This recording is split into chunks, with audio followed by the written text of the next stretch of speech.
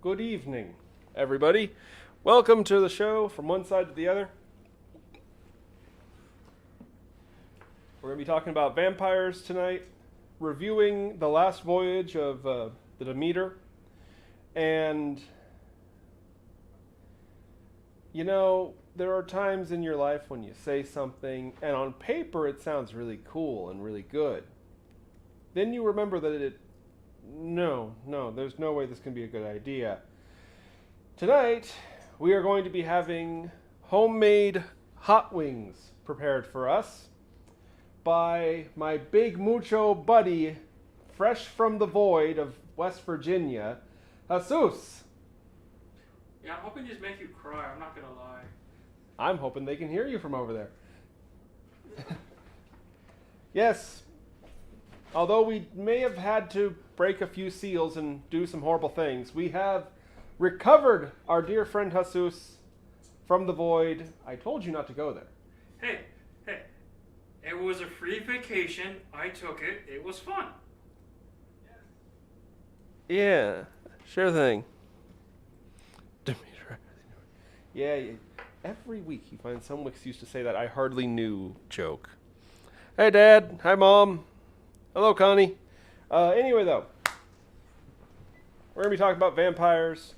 Now, real quick, because, I mean, we all know what a vampire is. We all know Count Dracula. We all know that stuff, sure. And that's kind of the reason that we're going all around the world tonight. We're going to be talking about a lot of different kinds of vampires from different parts of the world and different regions, because it's funny. Vampires are one of those creatures, every culture has an iteration, some version of it. Some of them weirder than others. Hey, there's Mr. Bishop. My mother would like to know, Jesus, did you see the Mothman? No, sadly. I don't know if you guys can hear him or not. He said no. Anyway, we got him way off out in our improp kitchen that we've made in the desert so that he can cook us up some hot wings. Although I'm kind of a bit worried because he literally told me that he doesn't know all the peppers. These the weird green peppers he's putting in there, and he himself has admitted he doesn't actually know what they are. Hey, Bear told me he wanted you guys to cry from how hot it is. That is the plan. That's what's gonna happen. Just throwing the... I don't know if you guys can hear him from way over there. But just throwing the bishop under the bus there, saying this is all the bishop's fault. Anyway, though. So, real quick, before we... Yes, they say they can hear. They can hear you, by the way, Jesus. Nice. Anyway, though. So, before we get into it, let's clarify a bit. What is a vampire? Because they get pretty wild. But basically, the criteria to be a vampire is it's an accursed being, and it basically has to live off of humans, specifically. Has to live off of people. Some things drink blood, some creatures, we'll get into other stuff here. But the very first one we're going to talk about tonight...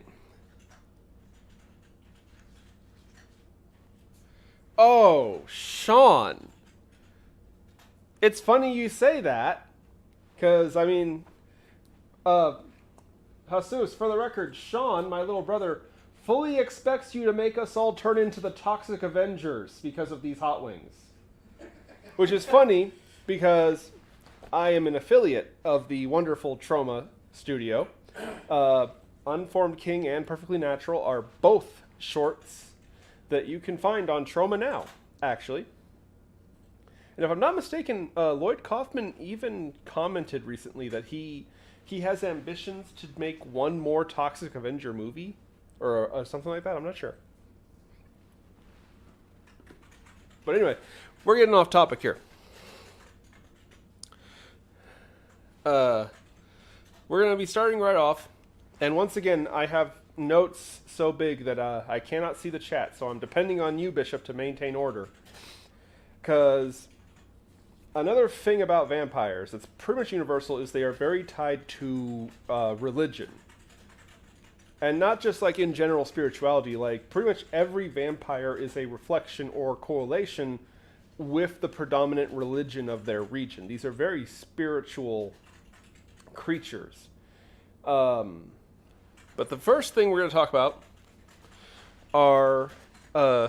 it's kind of funny. So I look up all these different kinds of vampires. This is the only one I've heard of before. Because I figured we're going to be talking about... Last Voyage of the Demeter, which is about Dracula. So we're going to be talking about those kind of vampires later in the review, probably. I specifically went looking for rare and obscure kinds of vampires from different cultures. You know, because, I mean, we all know Dracula, right? I mean, come on. I'm not talking to a bunch of Philistines here, right? Nobody here needs to be brought up to speed on who Count Fraggin Dracula is. But this is the only one that I knew beforehand. This is the Zhang Shi, which is a Chinese vampire. Roughly translated, their name means stiff corpse. And I have to admit, I almost didn't want to talk about these guys. Just because of the fact that they have got to be the most silly. And they might be literally the weakest kind of vampire I've ever heard about. So the thing about them is that they are a corpse. They are dead. They are reanimated. Some vampires are not actually dead, but these guys are. And they apparently suffer from rigor mortis. Specifically, they cannot bend their elbows or their knees. Because of this, they have a distinct nickname, the hopping vampire. Because they can't bend their knees to walk, so they literally have to hop like a bunny rabbit with their arms sticking out in front of them. The question now is, how high can they hop? Not very far or high. They're usually tied to the color yellow for some reason. I don't know why. It's just in pop culture and tradition, they're usually in yellow, which is odd because they don't wear yellow for like funerals in China. They wear white, if I'm not mistaken. Well, maybe that's because it's white clothes that were stained. Well, I don't know. they don't do the process during when they're cleaning out the body. Then yeah, they could stain the clothes. Yeah, it could be yellow is a stainy looking color. Anyway, though. You probably actually have seen them. They're very, very common in pop culture with China. Usually they'll have like a prayer slip of paper splattered on their face or like woven into their hair, things like that. These are failed attempts to keep the corpse pure so it doesn't turn into a Zhang Shi. As you can guess, it doesn't work. Now, there's a few different things that can make someone turn into a Zhang Shi. But they all center around, there is no separation between the physical corpse and the soul of this creature. That's what makes them get back up. They could be cursed that they're not allowed to cross over to the afterlife. They could just choose not to go into the afterlife. Excuse me. When I was looking it up, it specifically mentioned that a very common reason for... Some thunder out here. A very common reason for the Zhang Shi is actually mischief. A lot of Zhang Shi in legends are actually very young, and basically they just don't want to cross over. Now, despite how weak they are and how silly they may be, they can hurt you. They are very dangerous. They have a couple powers. Hold on here, let me get my notes. While you're doing that, There we go.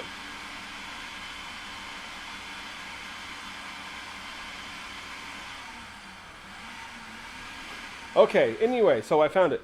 So they do have a couple powers. The big one is that even though they hop around, they don't make sound when they move. So they're very sneaky. There's also something about how they can be invisible in the shadows. You can't see them unless there's light on them. This is why very often they hide in caves or cellars, or even they'll hide in their own coffins if they have to. But they... I think Jesus might be dying. Are you okay? Yeah. I hope he doesn't die. I mean, the last time he died, it took 3 days to get back up. Anyway. We don't talk about that. There is a fan above you. No, I just tried the hot sauce. Oh, you poor soul. Anyway, where was I? Oh, their powers. Okay. The whole thing about them is that they don't have physical strength, so they have to be really sneaky. They can, like I said, they're kind of invisible in the shadows, and they don't make noise when they move around. They have to have these powers because physically they are very weak. I mean, if you want a good idea, try to beat the tar out of somebody without moving your elbows or your knees. You're probably it's not gonna go well. They depend on sneaking up on their victims, specifically on people who are sleeping. Now, unlike most vampires, they don't drink blood. What they feed on is what's called chi. Now, chi, for the uninitiated, there's a lot of people who think chi means soul. No, the chi is not the same thing as a soul. Your soul is your consciousness, and it generates an energy called chi. So think of it kind of like your soul is the battery, and the chi is the charge that battery has. That's what a Jiangshi feeds on.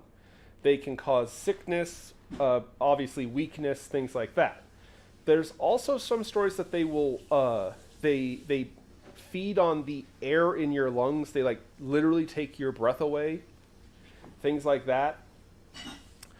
The good news is that they're not that... Oh, wait, hold on. There is one other thing.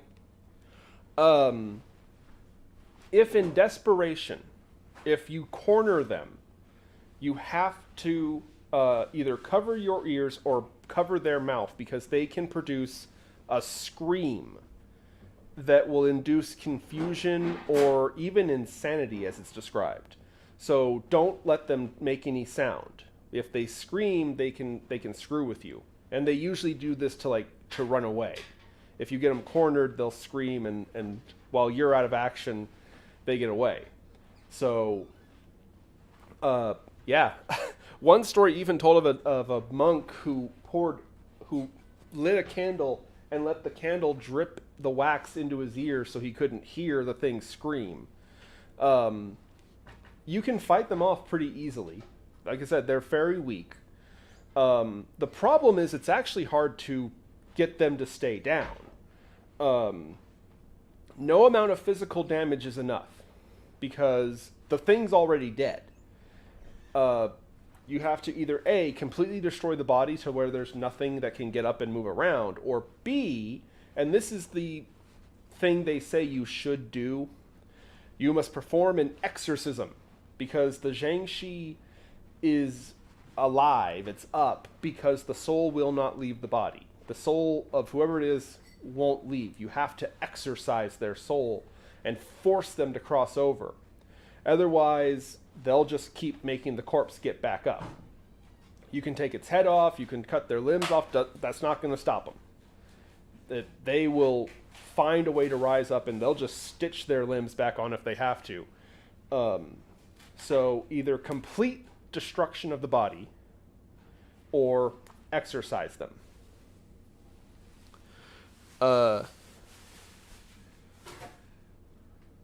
But yeah, that's the key with the Jiangshi, is you have to pull them apart. Their soul and their body have to be separated. Otherwise, it never ends with them. Another problem with them is that, and it's kind of weird how it was explained to me. They can also convince other people to become Jiangshi. They like encourage this. No, you don't have to cross over. You don't have to die. You can just become a stiff-jointed vampire like me. Yeah, forget that. I don't know. It's weird how it's. I don't know if it's like maybe it's a power they have over people. They can like tempt or what's the word I'm looking for? Compel. Compel. They can compel a person and make them become a Jiangshi. Everything's good on the audio? Okay. Anyway, though. So it's one of these things, you can't tolerate them. You got to put them down when you find one. Because, A, they'll just keep feeding. Nothing will stop them. And B, they could actually multiply. So, yeah. The good news is it's if you actually see one, you'll probably know it's them. They're the weirdos walking around like the Frankenstein monster doing the bunny hop. Man, could you imagine that? You're not only the weakest kind of vampire, but you also are just perpetually stupid looking. That's just shameful. There's no way to look cool and be a Zhang-Shi. I'm sorry. It's just not going to happen.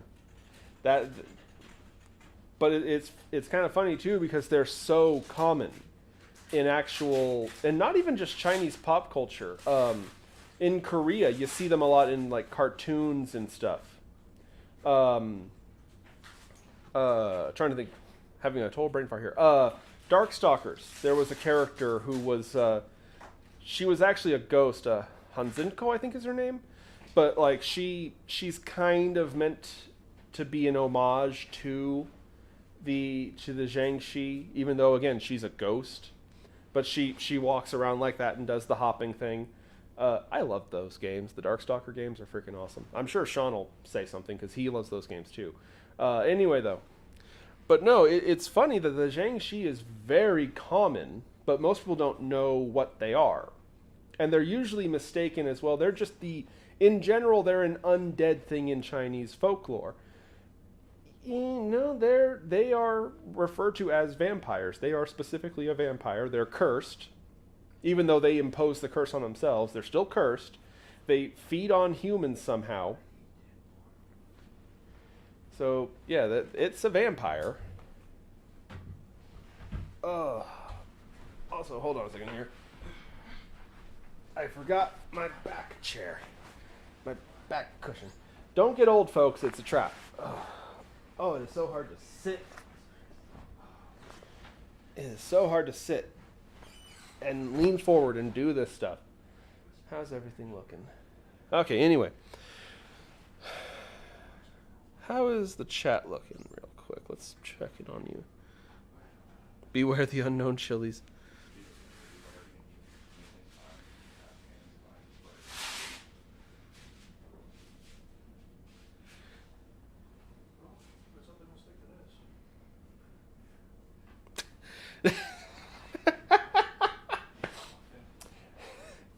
Tara, that's making lemons into lemonade there.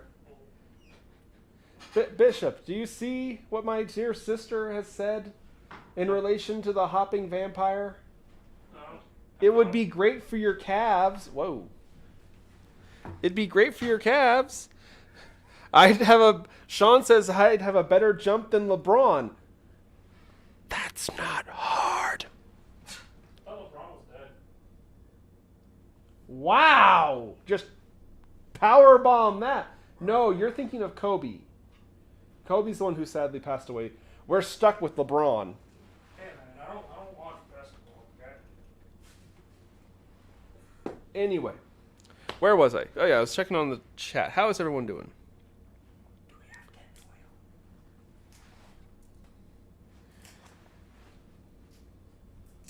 tinfoil? Tinfoil? If we did, it would be under the sink. No. What is going on here? We're not making stuff like for the wings. It's very I wonder if this is how the captain of the Demeter felt. Because it just seems like everyone around me is spiraling into madness. What? No, I don't know what you're talking about. Tinfoil. We're not talking about aliens. Anyway. Oh, that's right. We do have our tinfoil hats. Yeah, there's those. Those are... Bill Hammer using a wax paper. He's already using wax. Okay, anyway. Alright, so... But that's the Zhang-Shi. But the next vampire we have, and I am going to try so hard to pronounce this correctly. I actually really wish that our friends over at Gothic Therapy were here, because I bet you they could tell me about this more. But this is a vampire from Jewish folklore, actually. Not mentioned in the Old Testament, but it comes from a rough translation, by the way. It was prevalent throughout the 1400s in general in stories, but the first time we find it written is in a book, roughly translating the title, the Jewish Book of Piety.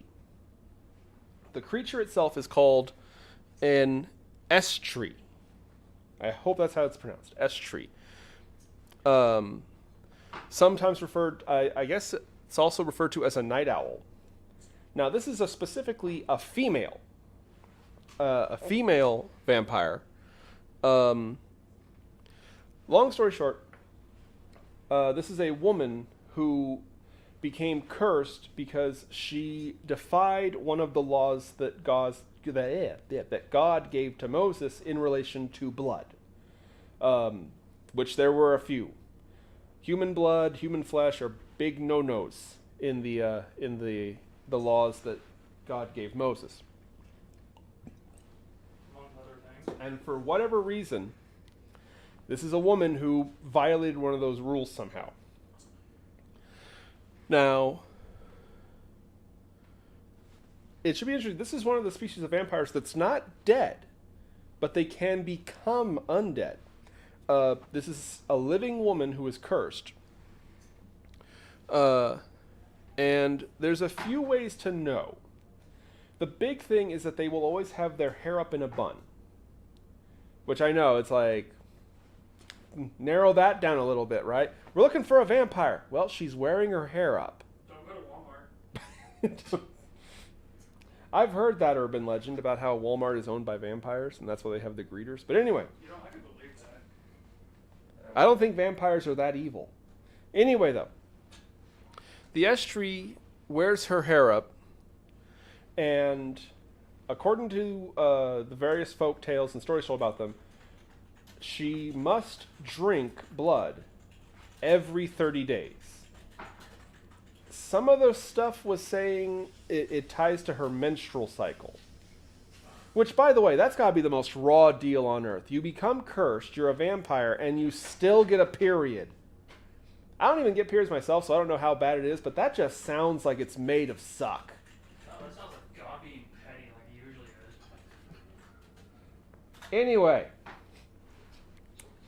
Anyway, so every 30 days she must drink blood, roughly.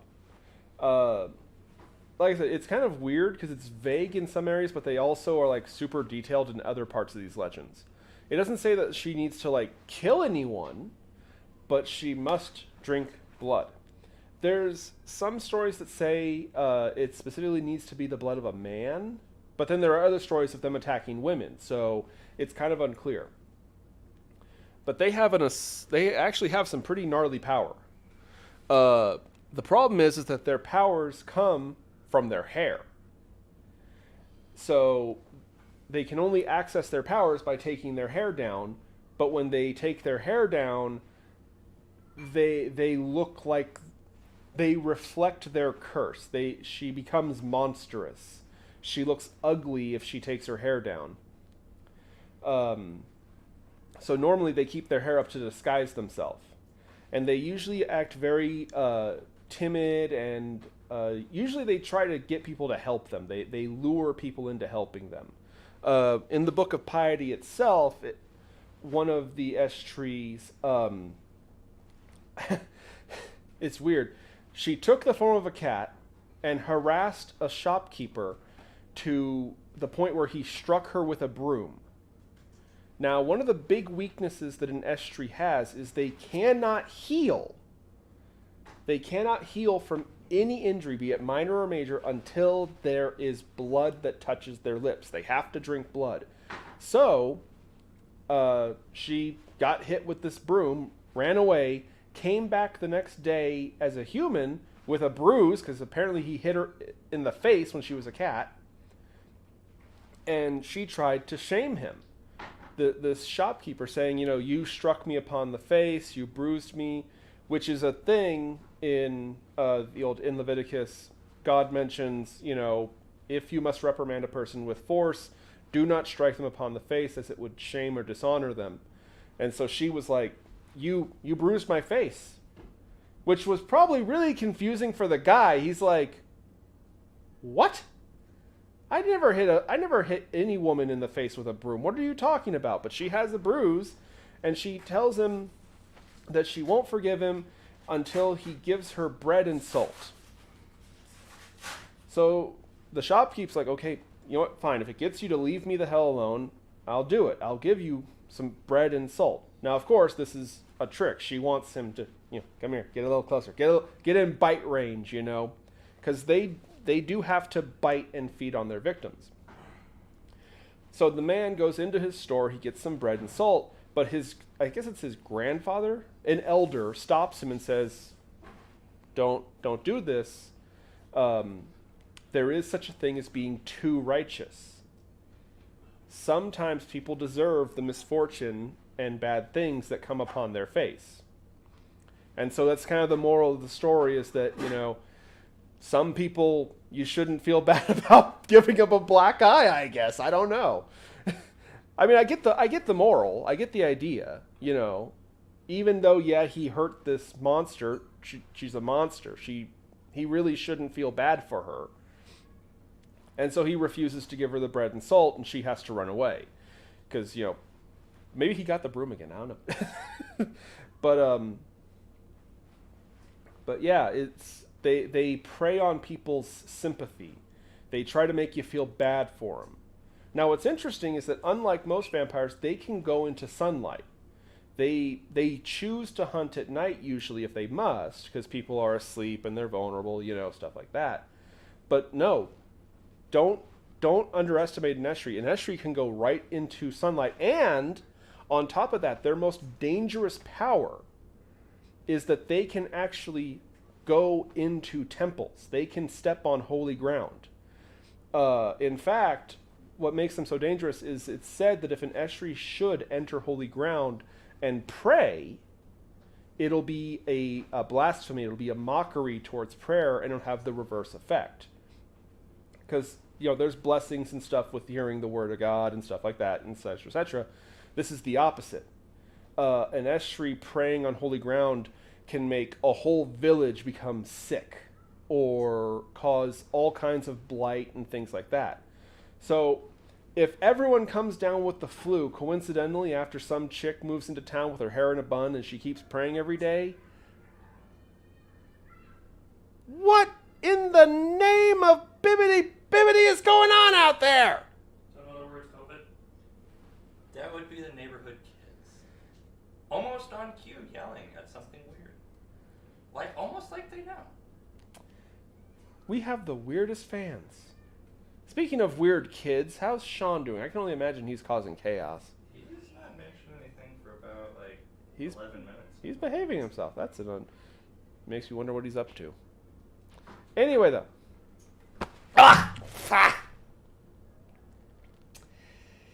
It's okay. I wasn't using that windpipe anyway. Oh. God damn it. Oh. Goat sucking son of a... Ow. That one actually hurt. What was I saying? You know what? I'm just going to have my dogs guard you and keep you from attacking me. Keep an eye on him. Anyway, that actually did smart, by the way, folks. I'm not joking. That actually hurt a little. Anyway, so yeah, the thing is, now, like I said, this is a mortal woman. She's a living creature. She can be killed by normal means.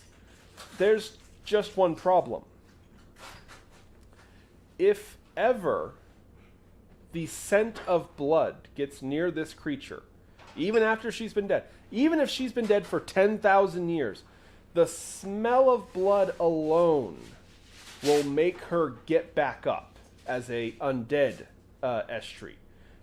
Same powers, same everything, but the only way to truly get rid of them is to bury them in some way where they cannot smell. I know, it's the weirdest freaking thing.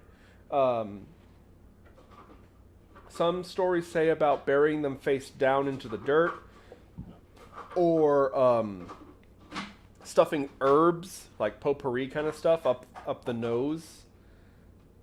I'm not joking. Any method you could employ so that she can't smell blood. That's how you keep her from rising up again. And for the record, these creatures are incredibly petty and mean. And there's even stories about them being dead for 100, 200 years, rising up and seeking out the descendants of somebody that, the original person that killed them the first time. So you have to be careful. Because these are creatures that can remember for a long time, and they will eventually come to get revenge, not on you usually, on your descendants and things like that. So yeah, they would, if they suspected it was an estuary, they would stuff herbs up the nostrils of the corpse and bury it face down so that it wouldn't be able to smell blood. Another thing is, don't spill blood, in a cemetery or wherever they happen to bury one of these creatures. Which, to be fair, that is not the strangest remedy I've heard about for a vampire. I forget what the species is called, but the Romanian vampires, the only way to ensure that they couldn't come back was to actually fill their mouth with like rocks and bricks. Really? Yes, really. There was actually, in fact, a mass grave found in the, I want to say it was like in the 80s or 90s, somewhere around Romania, where they found like 80 corpses who had been buried in shallow graves, and every single one had a brick shoved in its mouth. Because they thought there was a vampire, and that's how you make sure that's how you make sure a Romanian vampire doesn't get back up. You stuff a rock or a brick in their mouth when you bury them. I don't know. Hey, far be it from me to criticize somebody else's goofy culture. I'm joking, of course. I'm joking. I actually like Romania. I wouldn't mind going to see it. Although I heard it has terrible weather. Like, it's always cold there, from what I understand. To be honest, it sounds a lot like Oregon. I still wouldn't mind Romania. Again, I've just heard that it's not actually that nice of a place to go. But anyway, so yeah, the estuary, again, apparently she can shapeshift into an animal. Physically, they're not that tough. They don't have like that superhuman strength or stuff like that.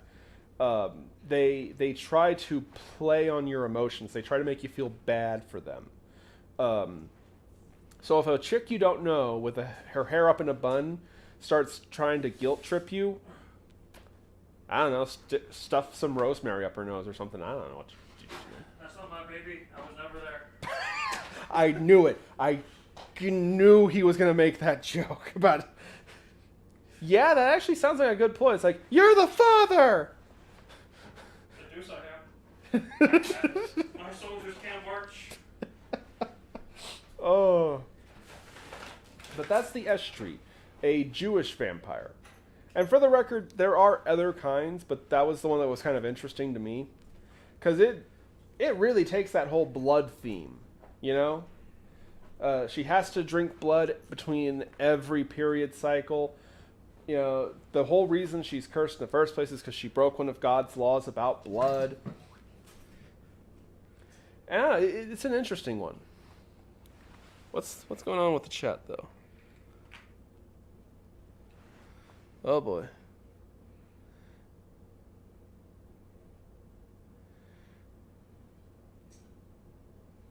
Oh, Sean, you're heading back to... I thought he already went back to college. I didn't even realize.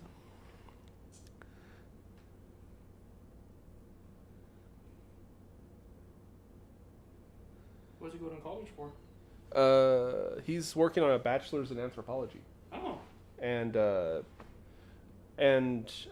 history, to a degree. He was just in Crete recently. Crete? Yeah, he was actually at Crete. Huh. I keep saying we need to think of the Isle of the Minotaur. Oh, okay. Yeah, that's historically, actually, that's where that is. I keep saying we need to just bite the bullet and pick an episode and have something to deal with, like ancient cultures, or maybe even just talk about Greek mythology and get them on here. But anyway, Choopy is hiding. Okay, Sean does bring up a good point, actually. Frankly, I'm quoting Sean here, if I was God and someone committed a grievous sin, I would just kill them instead of making them into a cool vampire. Yeah, okay. Let's actually address this real quick. Hollywood vampires are very different than actual mythology.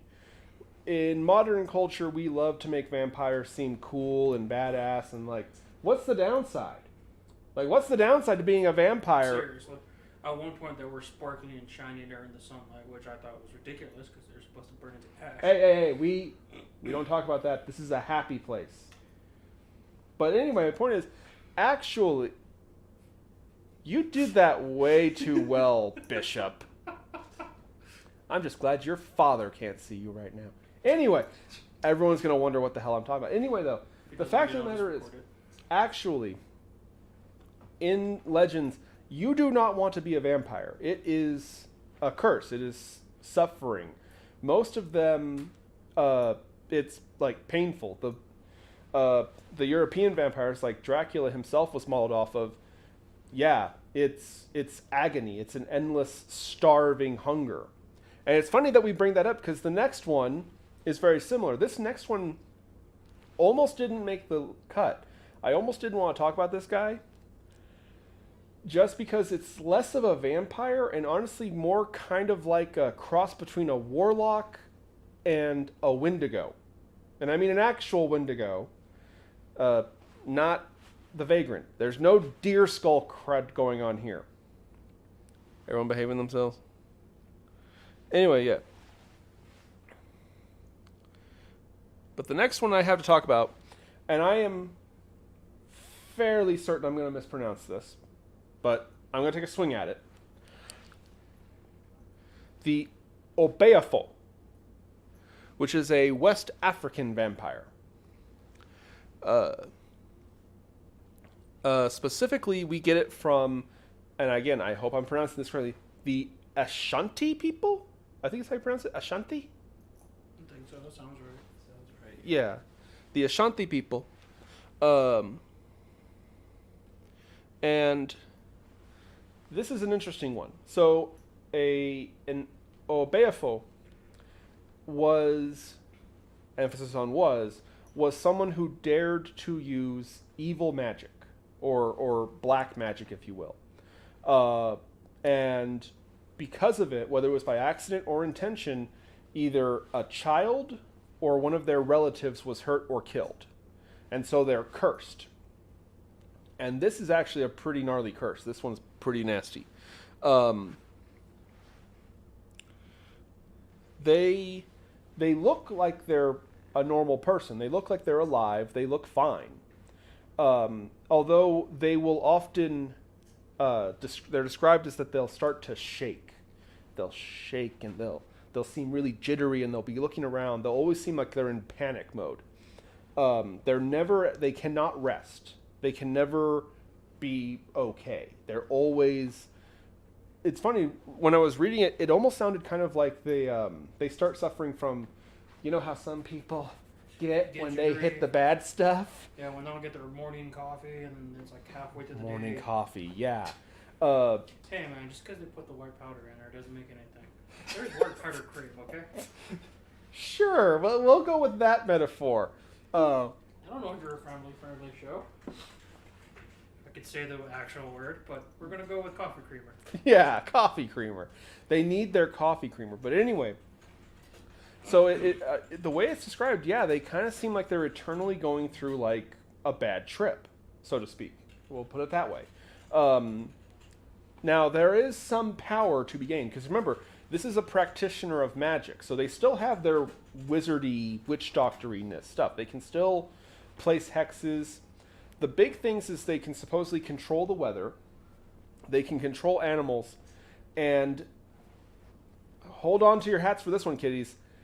They can take their limbs off, and they're fine. In fact, specifically, a very common thing is, if you're confronting one, don't try to grab onto its limbs. Don't grab its arms or its legs, because it'll just pop them off. Does that go for the head too?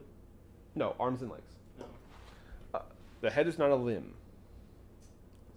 No. Anyway, they can also fly, but the funny thing is that you can usually tell them pretty easy, because again, they suffer from jitters, they seem high-strung and panicked.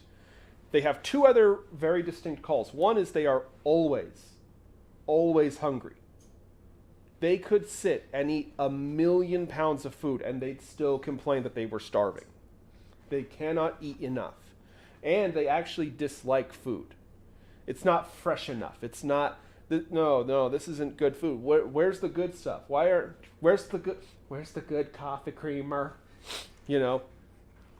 But their big one, the big tell, the number one way, and by the way, there is no way for me to say this and not cause some controversy, so I'm just gonna bite the bullet and throw it out here. The number one way to tell if someone is an umbeifo, their armpits and anus will glow. I'm not making this up.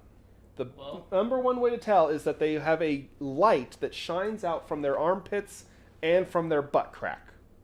Because of this, nope, just their ass and their armpits.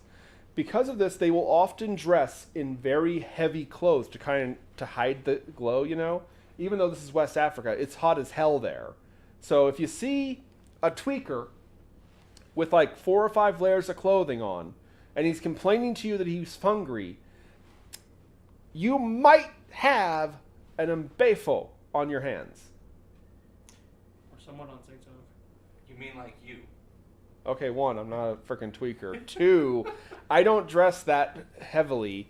3, no, my armpits and anus do not glow. No, we're not going to be checking that. You're going to have to take my freaking word.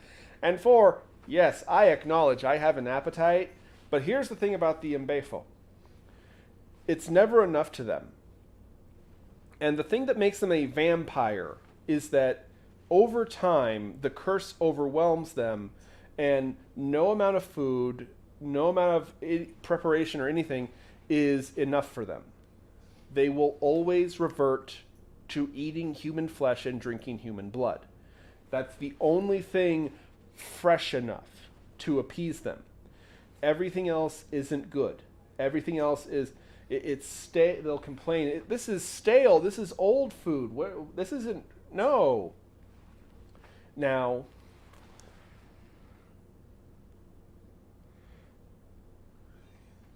imagine if they went to a Gordon Ramsay restaurant. Oh, It better be rich. it better be good. Oh, God. There you go. Let's have Gordon Ramsay go up against an umbeifo. I got my money on Gordon Ramsay. Well, so here's the thing about them. They do have there's no specific magic that you need to kill them. It's not like you have to kill them a certain way. You can kill them like a mortal person. The problem is that they have their magic. They're essentially a wizard. They're very powerful. And in order to become an umbeifo, they have to be good at hurting people. So you got to be careful with them. But they have one specific weakness. Starve them. They must constantly eat. If you starve them for a length of time, they'll start to lose their magic power. They need to consume in order to keep their magic. So don't grab them by the limbs. Get them by the neck, the head, the hair, whatever you have to do. Just don't try and hold the arms and legs, because they'll just pop that off and attack you. Pick them up like a cat. Pick them up like a... I'm sorry, Jesus. Could you say that a little louder for the microphone? You should have to grab them by the arms and the legs, so pick them up like a cat. This is a grown human. Which, by the way, real quick, there is a distinction. these can be men or women. That's actually a thing. Supposedly, sometimes they'll work in tandem. They'll work together because, everyone thinks that it's a man, but he's got some little, chick helping him. So it's not a male or female thing, but this is a grown man. I don't think you can pick up a grown human, male or female, like a cat. Clearly you haven't seen The Undertaker pick people up like a cat. Okay, valid point. See, all I can remember is this one episode of, I think it was Raw, where Brock Lesnar was like in a match, and he just grabbed the referee by the belt and hoisted him up like a fucking lunchbox. And I shouldn't have said that.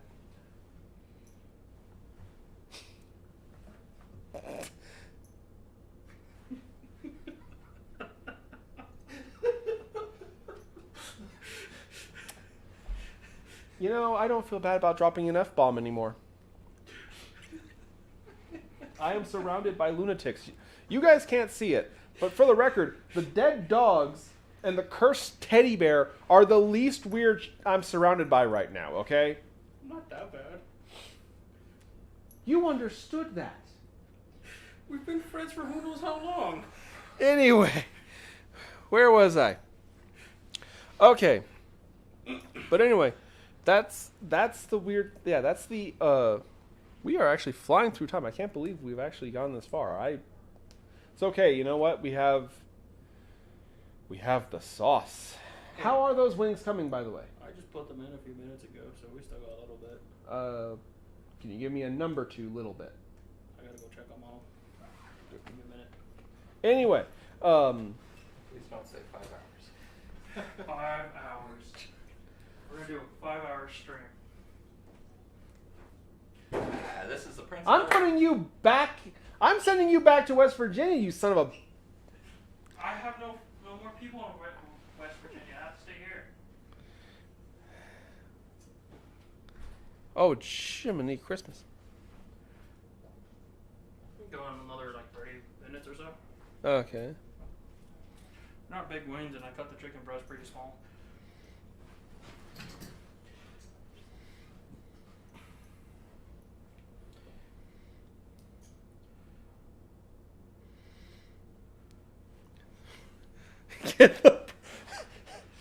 Now, hold on a second. That's an interesting thought.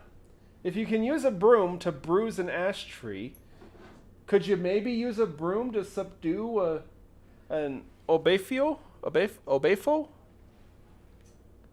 I mean, I've... And I've worked at Walmart. I've seen some weird stuff, probably.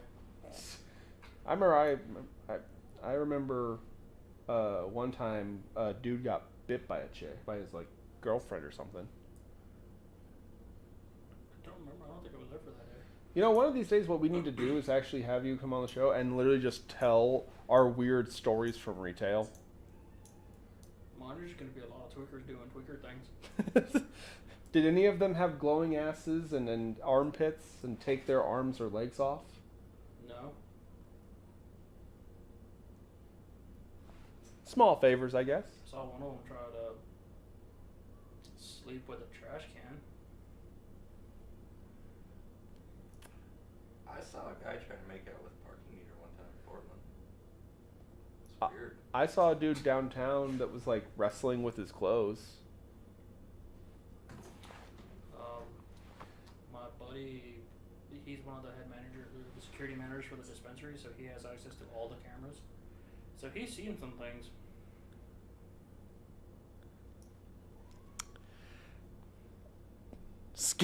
Sean said this is the scariest episode yet. Tara, meanwhile, yeah, there's a kink for that.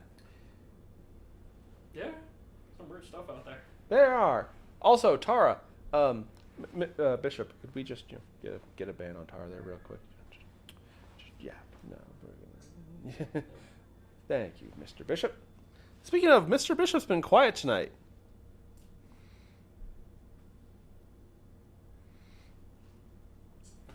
But anyway. He's excited for the hot wings. Oh, boy. Yeah, I'm going to be honest with you. Geez, how long have we been doing this? A couple of months now, I want to say. This is our 17th show. I admit I'm terrible at keeping track of this stuff. I'll have to actually go into YouTube and like count them. But yeah, I have to say when I first started this thing, I did not anticipate that inflicting pain upon me would be a quintessential attribute of this show. It's part of every show, man. How do you think Jackass was so successful? Oh, you nod your head and agree with him. I say ass, you start bleeding from the ears. Well, he said it in the context of a show that was on MTV. And movies. And movies. Anyway. See, when you say it, it's not in the context of the name. So my ears just like start bleeding. Can't do that to Bishop, man. He's sensitive. Anyway.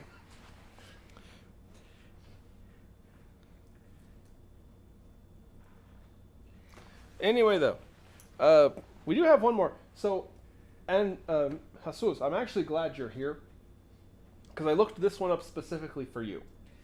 I'm gonna be honest, I didn't do my homework, so I'm just gonna wait. What I need from you is how, in the name of anything with tentacles, do you pronounce this name? I'm gonna tell you right now. I can speak the language of my people. I cannot read it or write it, so I do not know how to tell you. Text me the name and I might figure it out for you. T-L-A-H... Hold on. Yeah, hold on a second. We're gonna have some technical difficulties here. My token Mexican doesn't know how to read Spanish. I was busy playing outside and doing other shenanigans when I was growing up, okay? You know. Shenanigans, that's what we call it. Coffee creamer and shenanigans. Okay, how do you spell it? T-L-A-H-U-E-L-P-U-C-H-I. How do you pronounce? Just because it's my language, none of those have the little squiggly line on top of them, do they? Don't think so, no. Okay.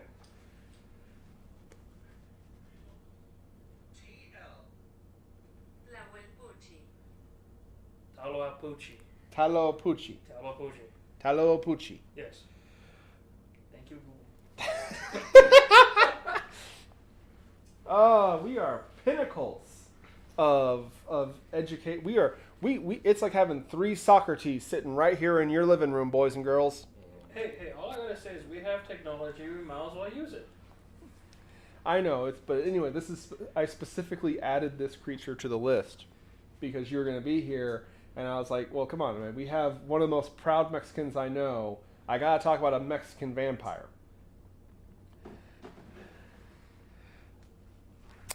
I'm just kind of disgusted and also amused that the word Poochie is actually part of this thing's name. Dude, you'd be surprised. Like, the Spanish language is so confusing. Okay, so one of the best ways to say it is if it's a group of guys, you say, voy a salir con mis amigos. I know amigo. amigo. With my friends. Amigos is the male version of that. If it's a group of girls, voy a salir con mis amigas. Amigas. Amigas, female version. Now, if it's a female going out with a group of friends, it automatically gets turned into amigos. Okay. Yeah, so it's weird how it's pronounced.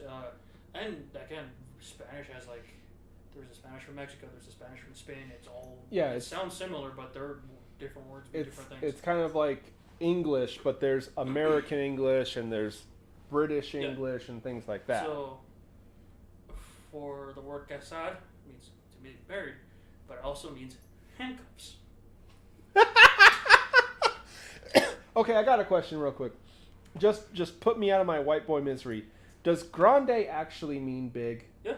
Okay, grande actually does mean big. I didn't know that. I mean, I know you guys can't see it because I have this rockin' jacket on, but if I take my shirt off, I can actually be seen from space. That's how pale and white I am. You had a panic attack. What would you call it when you ate those stuffed peppers? A stroke. It was a stroke. I thought it was time travel. You thought Obama was in office again. Okay, I'm going to say this real quick. Those of you the uninitiated, you do not realize the risk I am taking with my well-being right now. the last time I ate anything that this bastard made literally sent me into a stroke, and I thought that Barack Obama was president again. Your food was so dangerous, it made Obama president again. I'm going to get a t-shirt for you that says that. My food made Obama president. That inevitable merchandise of the Vagrancy Horror that's coming out someday. You should tell the story of what we did to you. Laughed. You pointed and laughed. I pointed and laughed. What were your exact words? I got you chili. I got you chili high. Yeah. I got you chili high. Hey man, it's a good experience. Everybody needs it. I recorded it, but I don't know where the video is. Dude, who knows? You filmed me having a stroke. Yes, and he filmed me laughing. I have like 30 seconds of it. But to be fair, he was also the first one to just make sure you were okay. Him and Silver. I stayed laughing. So, what Jesus and I did was we were cooking stuffed jalapenos, and we took the seeds out of a bunch Hold of on. If you're going to be confessing, let's tilt the microphone so they can hear you a bit better. Come on. I'm not confessing to any of that. Bullshit, you just did. Okay, Proceed. Fine. What happened is in the kitchen was two people making stuffed jalapenos, cut the seeds out of like 4 or 5 jalapenos, and stuffed them all into one jalapeno. I think it was 10. And then it was a bunch of jalapenos. Yeah, we had a big bag of them. Yeah, we took the seeds out of a bunch of jalapenos and just stuffed all the seeds into one jalapeno. And you gave that one pepper to... Okay, No. To be fair, we mixed it. We had separated them, which ones were going to be me and you. But from the process of playing D&D, cooking, and them being cooked, we forgot which ones were which. So at that point, I just suggested Russian roulette. And...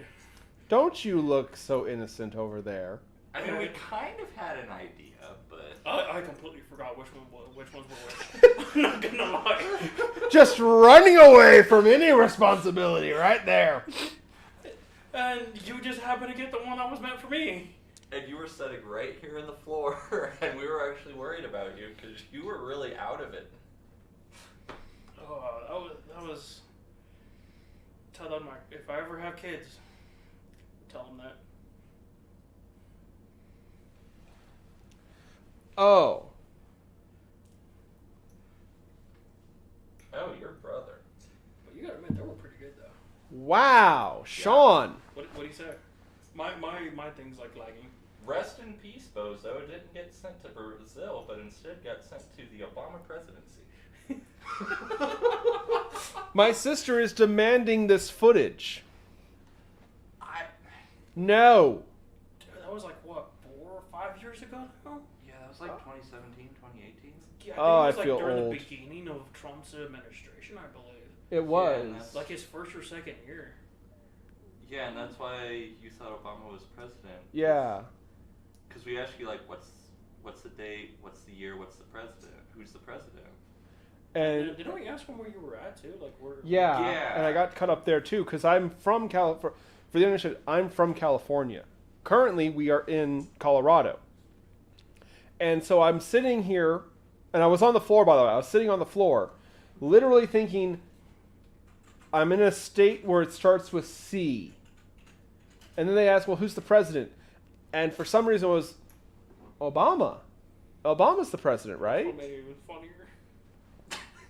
I'm not gonna lie. I was already dying, but like when you said Obama, like I just fucking... I couldn't breathe. My chest was like... His face just lit up in victory, by the way. And you're just there like, I got you chili eye. You were so All proud. but singing. All but singing. He damn near went into like a South Park musical number. Oh, I got you chili eye. I got you chili eye. It's a good experience to have.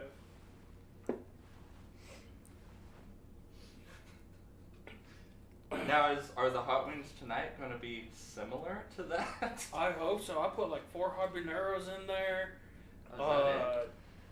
And a bunch of peppers I have no idea what are. We actually do not know what these peppers are. I'm not I am not doing this for the views. I am being dead serious. They were in a package. They were marked down as they had to go. They were on clearance. We don't know what the hell they are. Actually, are there any left? I didn't use that many. I used like 4 or 5 of those. They're not Serranos. Bring one here. Bring one here. I want to hold it up on camera and see if any of you, my dear loyal acolytes, my dear neophytes, who might be able to help me, tell me what this pepper is. Because I sincerely don't know what the hell these things are. The other ones I put in there, they were like bright red, and I'm like, I associate bright red with spiciness, so I just grabbed like 3 of those and dumped those in there. I have no idea what those were either. See, Kobold would know. Yeah, no. I recognize them, but I can't. Look at these. Yeah, can you zoom in on it? Does anyone know what the hell this thing is? It's going to be extremely joy for me and probably painful for someone else. But that's all that matters. Honestly, I'm betting that Kobold might know, but like... Yeah, like... If anyone heard that coughing earlier, like... I heard it. Yeah, does anyone know what the heck these things are? I hope they're not those Korean shit. I recognize them. You know, there is a store here in Colorado that has a bunch of peppers from like different parts of like... Yeah, you were complaining about how the United States and whatnot, and like different parts of the world. I need to go up there, get some ghost peppers and some other stuff, and like make a really good hot sauce with that. You were gonna make us, for a couple years, you've teased us about making something. Kangaroo? Kangaroo meat. Yeah, you've been wanting to cook us kangaroo. I finally found the place where I can pick it up. I just need to find a good recipe to cook it up with. See, I thought you were always talking about goat. You love goat. Yeah. I don't think I've ever actually had goat. What? See, goat's pretty good. I've only had it a couple times. I've never had kangaroo. For my birthday, I had like freaking wild boar ribs, but Frenched with I forgot what type of rice. See, when I worked at a place called McMenamin's Edgefield in Oregon, we sold wild boar. It was like $40 for a tiny little chunk. I got some. It was actually pretty good. My mother is saying that it looks like peppercini bot. No, pepperoncinis are the things that you get at Subway that aren't really like banana peppers. No, I would have not bought banana peppers. Yeah, my mother says you should smell them. Yeah, here you go. Oh, you know what? Actually, no. Here you go, Bishop. Hey, you're the host, man. You gotta smell them. Hey, man, you're the guest. You gotta kiss my ass. No, I'm good. I'm making you. Oh, that face. Are you saving these? You guys gonna have them? You bought them.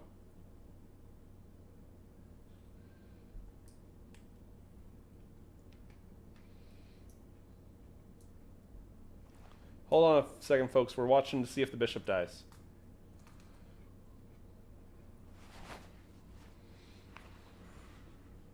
No, I like my peppers cooked.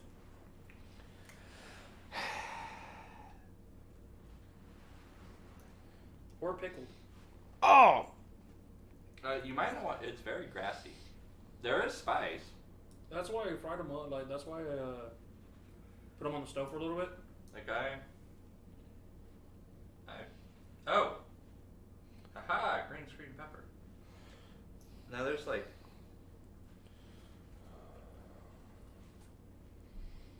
So you might know this actually. Is there any truth to the whole thing about how taking the seeds out of a pepper make it less bad, or? Yeah, the seeds are what holds the spice. All right, I'm gonna try this. I'm gonna try this unknown pepper.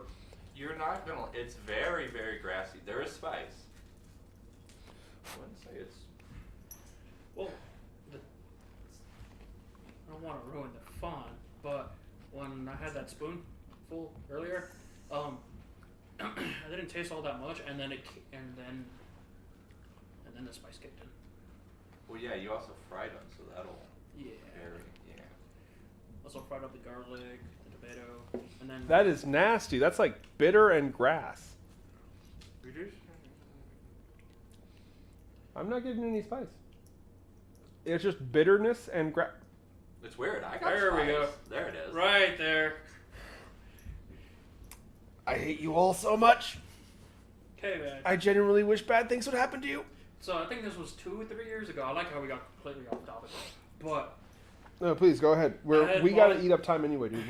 We're actually really, really going. I got a friend of mine, and I had gotten him 2 packs of dried ghost peppers. And I had sent it to him, and then later on in the year, I went to go visit them for New Year's, and so we had like a late Christmas, New Year's party. Well, leading up into New Year's, we decided to make some cookies. Well, we didn't just want to... Real quick, by the way, my sister, apparently she is like invoking a blood feud against you. Why? She likes kangaroos, and you say you want to cook and eat them, and she's like deeply mortified and disturbed by this information. I'm also going to get some camel, have some of that, some rabbit, some rattlesnake, some bird, some alligator. Some bird. And some type of bird. Oh, we got those out in the tree. But back to my story. I better be included in this plan. This all sounds delicious. Yeah. But anyway, story. So, Story time with Jesus. We didn't want to make any just regular chocolate chip cookies. Well, the ghost peppers were already dried, so we put them in a blender and turned them into a powder. I believe it was about 5 or 6 of them. We then put them into the cookie mix. And we didn't tell... I forgot who we didn't tell. We didn't tell somebody. We then made the cookies with chocolate chips in them, and they were delicious. But we didn't use enough ghost pepper. Because some of them didn't have enough kick. Some of them had too much kick. And but they were delicious. Chocolate chip ghost pepper cookies. I need to get you some of those. You know, now hold on. I'm going to be fair about this. I do not have a great pain threshold when it comes to spice. But I will say this. The last few times we've tried ghost pepper hot sauces and stuff, it hasn't been as bad as I remember like in the past. Like DJ Scraps was saying like how maybe we're building up an immunity or something, man. Because I remember the last few ghost peppers have been kind of... I mean, they still hurt. Oh, yeah. But like... nowhere near as bad as like I remember in the past. Some of those hot sauces he would get are just were hell in a bottle.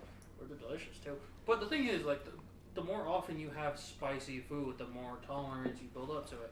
The guy who made the ghost pepper, he already made another pepper that's spicier than that. I just don't remember what it's called. At the time, they were calling it Pepper X. Pepper X. It's not the squirt. I know what you're talking about. Yeah, but I know Pepper X, but anyway. They made the hot sauce with it, and they only made a limited amount. And by the time I found out about it, like the whole thing was already done, and I was upset about that because that would have been delicious. Fun side note: Lordy, our dear favorite band, they had a brand of hot sauce for a little while that I want to say we used ghost peppers. But anyway, you said there's something in the chat.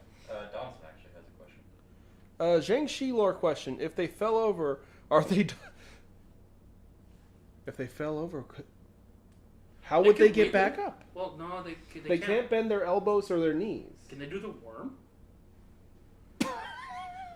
Though they hop around everywhere. Well, no, hold on, wait. If they fall forward, they'd be braced on their arms. They could like gorilla walk, I guess. I just want to see them want to do the worm. I'm more surprised there's vampires in Africa. They bless the rains down over there. It's true, they do. You knew Have you heard the theory that whole song's about werewolves? I have not, mostly because I have not heard that song. I love that song, but what's it about werewolves? No, there was some dude on Reddit wrote out a whole thesis. Look it up. Africa by Toto werewolf theory. This is a thing. I'm not crazy. Okay, I'm crazy, but I'm not on this thing. There's a whole theory. I think one of these days that was made. Just do an episode where we talk about random stuff. See, I kind of want to do that actually. That's because I'm trying to get a hold of a copy of Cthulhu Wars. Oh my gosh. The problem is it's like $200, and what I want is for all of us to just sit at the table and play it and just shoot the shit while we play. I would be down to help out with that, but I just spent like $5 something on an Xbox. Oh yeah, and Diablo 3. Anyway though. It's actually a thing. Really? Like I would lie to you on my show. Yes. People have done it live on their shows. We're not political. Anyway, though. So according to this, there is a theory that the song is about a man's struggle with lycanthropy and his search for a cure so he can reunite with his love. I love that song, but that's a whole theory. That's a whole theory, and someone put it up on Reddit. It was an actual thesis he wrote, and yeah. A little bit longer will be good. What? Cool, but anyway, okay. Let's get back to what we were actually talking about. These Mexican vampires. Oh, I still forgot about that. We won't. Oh, just so you guys know, I dip the wings in the sauces and then put them in the oven, put them to cook, and then when we're done, I'm gonna dip it in there again. Oh boy. I saw the look on his face, and he does not look happy with me. I am going to have you deported. I'll just come back after a week or two. I am both excited. Basically how it works. And scared. I love how we have such a good friendship that we can make jokes like that. Dude, you have to make fun of everything. How everyone gets sensitive about stuff like that, it's really annoying. If you can't make fun of anything, then what's the point? Life is too serious as is. You can't be that serious. You have to make fun of... I'll admit there are some topics you can't make fun of. Or you shouldn't. No, really. you shouldn't make fun of. But if you can't make fun of most things, what's the point? That's a problem. Yeah. And I think a lot of people get confused with it's a matter of circumstance. Like, I'm messing with you. Yeah. You know I don't mean that. I wouldn't want you to get deported in the first fucking place. I did it again. Anyway. Now, if I said that to Paco, the guy who works at the store I work at, me and him have a different relationship. He probably wouldn't appreciate it. Again, do you know how long we tried to find that damn thing and you just throw it? I got it right here. Good. It's fine. I was looking for that bottle opener for a while.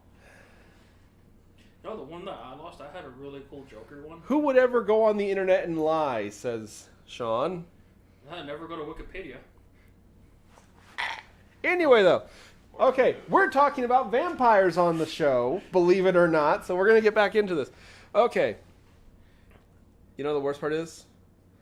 I completely forgot how we pronounce this thing's name. It's too late. We're just going to go with the Mexican vampire. How about that?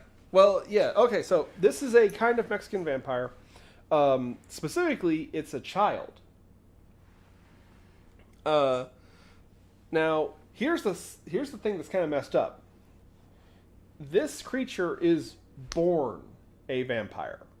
It's more commonly described as being a female, but they can be males. But the females are supposed to be more dangerous for some reason. I don't know. But anyway, this is a... Have you ever met a female Latina? Valid point. Anyway, my point is, this creature was born cursed. Usually it's... It is a curse that is passed down, usually inherited from the parents, if they performed certain inappropriate behaviors. Well, if it's my culture, it's doing anything that goes against the church, so marriage, relationships before marriage, any type of adultery, messing with any type of voodoo, dark magic, stuff like that. Yeah. Anyway, the point is that this creature is cursed and is a vampire because of its parents. Its parents did something. It got really vague in it, but some kind of inappropriate misbehavior and bad behavior, something. A lot of it kind of hinted at, like you were saying, adultery and before marriage, premarital sex, stuff like that. Okay, hold on. I'm being told that there's something wrong. Oh, your brother and your sister. Are they still mad about the kangaroo thing? All right, I'm going to say this. Sean, what's the only thing worse than a vampire? A child. Tara's response. PMS. We were talking about a period vampire earlier. I'm amazed we got through it without a PMS joke there. I was cooking in the kitchen, so I was trying not to interfere. Anyway, though. And trying to concentrate. Yeah, oh yeah, no, this show's going great. Anyway, though. So, this is a child who is cursed. Now, they're a perfectly normal child until they hit puberty. Then they'll start to develop these powers, and it's kind of like another personality will take over. They become very vindictive and spiteful and nasty. Oh man, I can just imagine it now. She's like, they're fine, they're okay. Quinceañera, that's when they hit. At the party. At the party. No, the Halfway through quinceañera, party, that's when they're... everyone's already drunk. The Think of quinceañera... Sweet 16, but as 15. So a quinceañera is pretty much coming of age party. They're no longer seen as... And only girls have that. Yes, only girls. Boys do not have them. Okay. We're just told to go to work.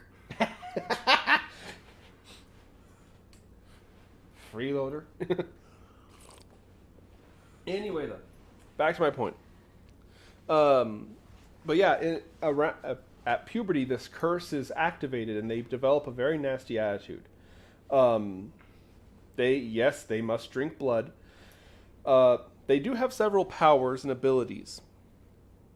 But the interesting thing is, they will target usually younger siblings. In fact, the telltale sign of this kind of vampire is bruises forming on infants. They specifically target younger siblings or babies nearby them. They're very territorial. They will stake out like a street or a block, this is my neighborhood. And supposedly, one of the best ways to deal with these things, get another one. They'll fight. Oh my God. I'm not joking. The best solution that it gives to do this is get another vampire. Get a ring, put them in there. Start getting bets on. Instead of death battle, it's undeath battle. But anyway, and they are very cunning and clever. They can perform hexes and magic. In fact, one of the things it was saying is that they'll very often they'll make pacts with demons or spirits or other practitioners of the black arts, but not other vampires. They'll work with demons. They'll work with warlocks. They don't like other vampires. Oh, look at it this way. They all have rules. They all have guidelines they have to follow. Same with demons. What is it? If you open your door too far, if you're greeting someone, if you open your door too wide, that's giving them an invitation to come in. If you say, if there's a doorman that says welcome, that's giving them permission to step in. Who is it? Is it the Jehovah Witnesses that think that the devil can come into your home through your TV or something like that? Is that Jehovah? Probably. They're kind of weird. Yeah. I don't know. I know there's somebody who says that. It's like, no, televisions are a portal that the devil can enter through. But anyway, back to my point. I don't know what to think about phones. These creatures, they have various power. They can use magic. They can fly, but they have a couple weaknesses too. One, they don't tolerate other vampires. They'll fight other vampires if they find them. They are unruly and blasphemous, that you can kind of trick them. For example, if one should see the image of the cross, they will, kind of like an impulse, they can't stop themselves, they'll mock it or insult it somehow. Most demonic. Yeah. So that's like, it's kind of like how, Dracula can't look at a cross. With them, you hold a cross up and whatever they're doing, they will just stop and somehow mock it. For your daughter's one of them, you put crosses all over the hallway going up to her doorway. She comes out. Just flipping them all off or something. I don't know. That's how you find out. Yeah. But anyway, and actually it's funny you mentioned how opening the door too far, stuff like that. Yep, these are a kind of vampire that have to be invited. They can't enter a home unless the people who are in that home know them. So the whole big thing about these creatures is that they have to. It's not just a predator that's feeding on human blood. These creatures specifically attack their friends and relatives. And again, they prefer children, and they can grow up and become adults if you don't stop them. So now I'm just realizing, so the Jiangshi convince other people to become Jiangshi, right? And some vampires, they bite you and you turn into a vampire. These are vampires born because their parents, performed deviancy and stuff like that. Do they, go and get knocked up to make more of their own kind? It's like, I would take my parents to court for that type of thing. Your Honor, I am a cursed creature of darkness because of my parents. I guarantee you Judge Judy has had an episode like that. Oh, I believe it. I guarantee it. Anyway, though. At least Montana. Probably. Now, what's interesting is they can kind of be destroyed any way you want. At the same time, they can't. It's not what you do. It's the object you use. This is the weird part. Sunlight? Or no? Can they survive in sunlight, or are they just I didn't see any reference to sunlight, but it's not on the list of things that actually hurt them, so I'm going to say no. Sunlight does not kill them. Because there's only 3 things that can actually kill them. Onions, garlic, and metal. Well, those 2 things, that's something that we use in almost every Mexican dish, so... Yeah, no. Onions are poisonous to them, garlic is poisonous, and metal. So I guess if you take its head off with a sword, that would work. What if you take a shotgun and get blessed by a priest? Get the shells blessed too. Is it metal? You can make the bullet is. I'm talking about because the gun shoots a bullet. The gun isn't what kills you; it's the bullet. If the bullet's metal, because it just says onions, garlic, metal. See, you guys are talking about the like this. I thought you meant the music. Way to disappoint me. Oh my god, that would be awesome. That would be kind of cool. Garlic come into the venue. Alright, Lamb of God, hit it! Oh, what the irony, using Lamb of God to kill an unholy creature. I was going to make a Lordy joke, have freaking Lordy in there. I take it there's none of them in Finland. Apparently, no, they're Mexico. They're Mexican, but There's only... some metal Mexican bands now. No, I'm saying Lordy. Oh. But anyway, and Finland is known for its heavy metal, too. But anyway, only metal, only onions, only garlic can kill them. Nothing else will work. Now, the worst part about them, their big power, their trump card, is that they can manipulate the emotions of other people. They're kind of hypnotic. You know what I mean? They can kind of manipulate your emotions. But here's the thing. Don't believe them. They will lie through and through. There is no cure. There's no way to undo this curse. Pure and simple. End of story. You have to kill them. That is it. They are not going to get better. In fact, they're going to get worse. Because once they get, they don't become cursed until puberty, so they're sexually mature then. They could start, that's a disgusting, horrible thought, but if it really wants to make more cursed... What if the Llorona was one? And the way she was the lady in white? Or... Yeah, the lady that weeps. The weeping lady. Yeah, we talked about her a while back. Yeah, I was annoyed because you weren't at the show. My sleep schedule's all messed up, man. I'm more surprised that I've been awake since 2 o'clock this afternoon, to be honest with you. Valid point. But anyway, you were saying. What if she was actually one of these vampires, and the way that they did it differently of how she died, and she just became a ghost? You know what's weird? In the story, she drowned, didn't she? In the story, depending on which... Because it changes around Mexico, yeah. Yeah. She had fallen in love with a gentleman who was wealthy and whatnot, had children with him, and she saw him with another woman, and back in the day, the male kept the kids if he left for another wife or anything. So instead of letting her kids leave, she drowned them in a river. Told him what happened. There was an argument. She then left, drowned herself, and when she goes up to the gates, they tell her, "Nope, you drowned your kids. Your kids' souls are lost. You have to go find them." They didn't let the lady who killed her children into heaven? Well, that's just not fair. I know. Well, no, because it's funny, because when I was reading this up about it, it specifically mentions water. Water cannot kill them. And Rana was killed by water. Now, her children hadn't reached puberty yet. No, her children had not. Oh my God, this is a conspiracy, and it's actually making sense. She was one of these creatures. So she killed her children before the curse could take effect, but then it was too late for her, so now she's stuck. Oh.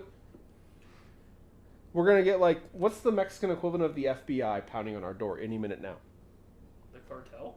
Oh my God damn it, Osos! I knew you... Uh-oh. Are we still here? Okay, here. Very good. Anyway, though. But no. The big dangerous thing is that it's kind of like the S tree that we were talking about with the Jewish vampire.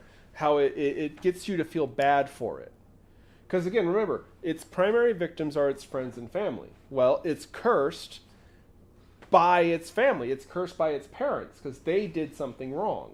And that's kind of what it does. It survives by guilting people into not wanting to hurt it.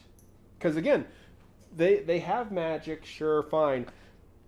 A shovel would work pretty damn effectively on them.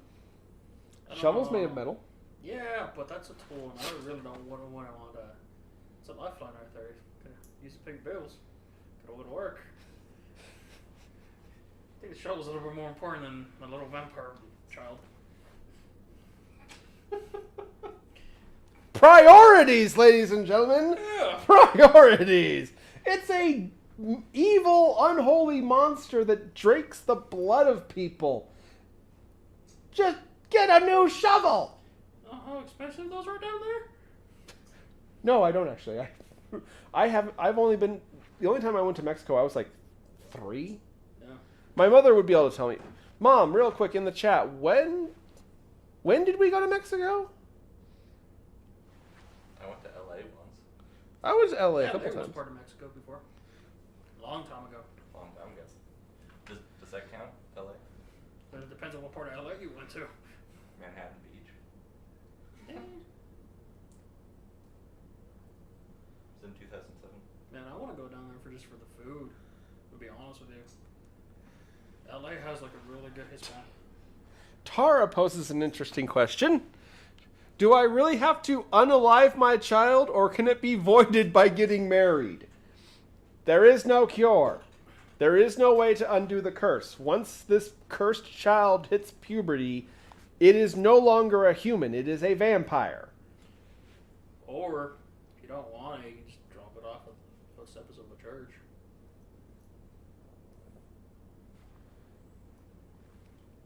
Do I even need to say anything? Really? What? We're just abandoning our vampires? It's an evil vampire child. Leave it to the church. They can take care of it. My mother was saying that I was about 2 when I went to Mexico, by the way. Anyway, though. Just abandon our vampire spawn. It'll be fine. It'll be someone else's problem. Yeah, the church Wait a can minute. take care of it. The church has done other stuff. Hold on. I actually have a thought. So the big thing about them is that they prey upon their friends and family, right? Okay. What if one is an orphan? It won't have any friends or family to feed on. That's why you take it to church. Vagrancy horror. Here, we ask the real questions. Anyway, though. Now, if it takes a selfie, is that a selfie or a family photo?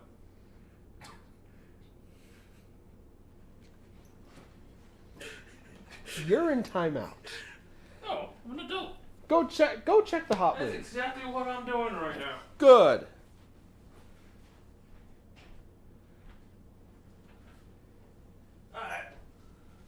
Uh-oh.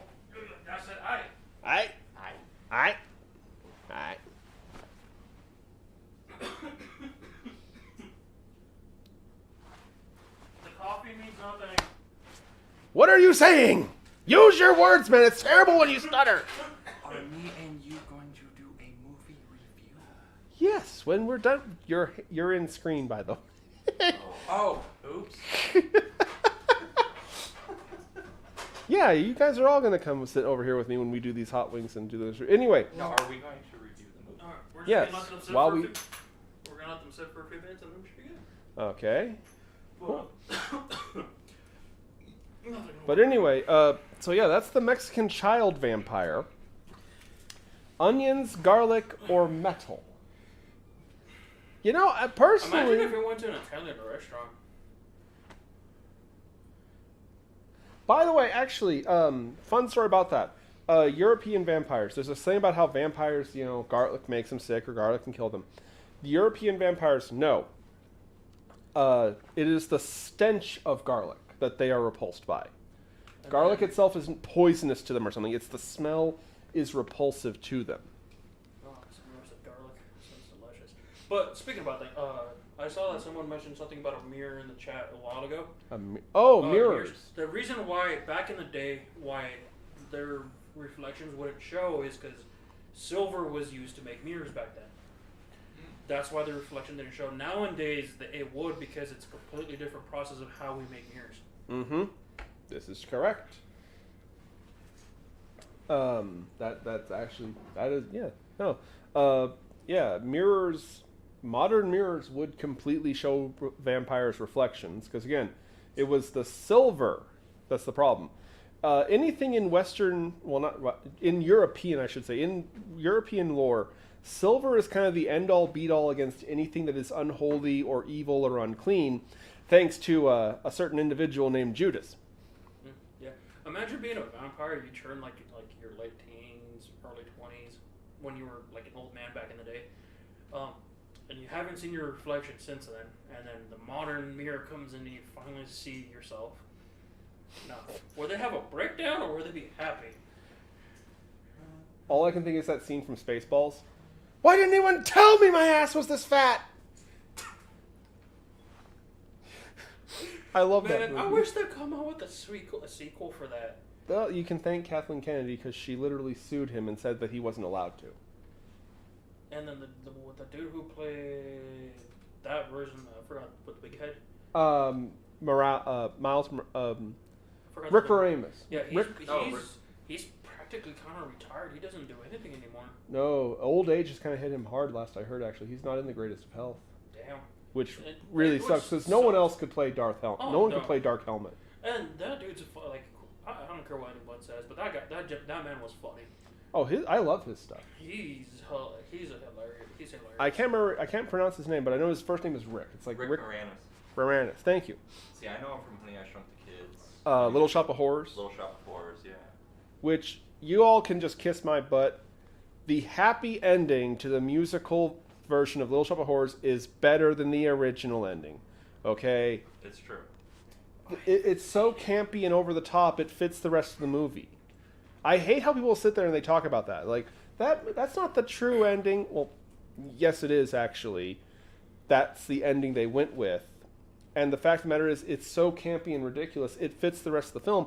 The originally planned bad ending was this super serious, out of nowhere, dark, unhappy ending that didn't make any sense with a film who, one of the first songs you hear in it is, I am your dentist. Seriously? And you ended on the world is destroyed ending? No. If the creator of whatever source it is, be it movie, comic, book, if they say that this is the ending, you have to respect that from the author. Original ending to Little Shop of Horrors, Seymour tricks the plant into eating him, and he actually kills it from the inside. Him and the plant both die. So it's funny because people talk about the original ending of Little Shop of Horror. It's like, buddy, that movie's not in black and white. That's not the original ending of Little Shop of Horror. I love those. I love those movies, by the way. Yeah. Stupidly fun. I personally like the happy ending from the musical because it's more campy and ridiculous. It fits the rest of the film.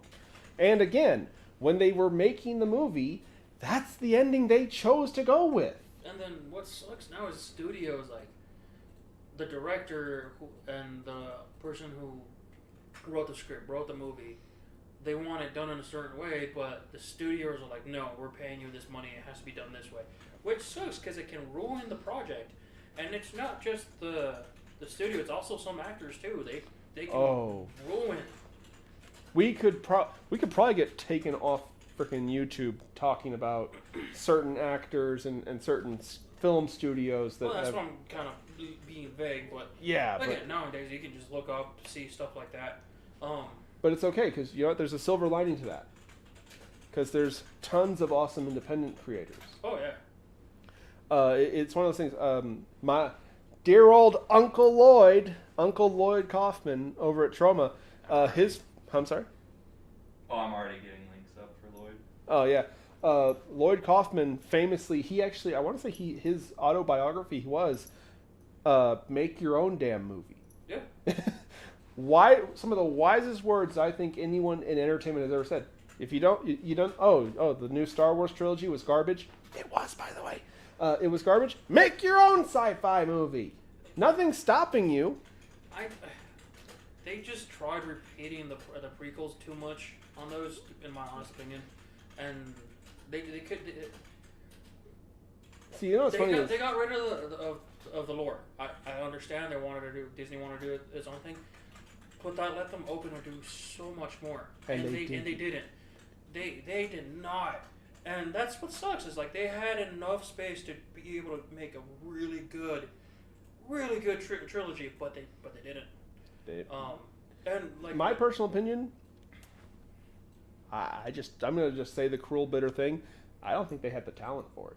The fact of the matter is, those guys ain't Lucas. I mean, we can critique Mr. Lucas all we want. The fact of the matter is, that's where you see the difference. In Star Wars. If they make some new Star Wars movies, and if it doesn't put Bear in the hospital, then we're good. Oh yeah, real quick, some behind the scenes lore. 2 of the 3 Disney film Star Wars literally almost killed the Bishop. Only one. No, you got sick after the Rise of Palpatine. No, I don't think you saw that one, did you? I had a free movie ticket, so I didn't actually pay to go see it. Anyway, though. I went to go see it. But are we ready for the hot wings? Because we're actually good on time. Yeah, probably. Okay, you want to put a screen up so that we can get everything ready? Where's the kobold? Choopy's over here with me. Yeah. Choopy, get to work. Anyway, we'll be back here in a few minutes, guys. We're going to get set up, and we're going to review the last voyage of the Demeter and try out some homemade hot wings. If you're the praying sort, pray for us, because this is going to suck all the way to Middle Earth and back.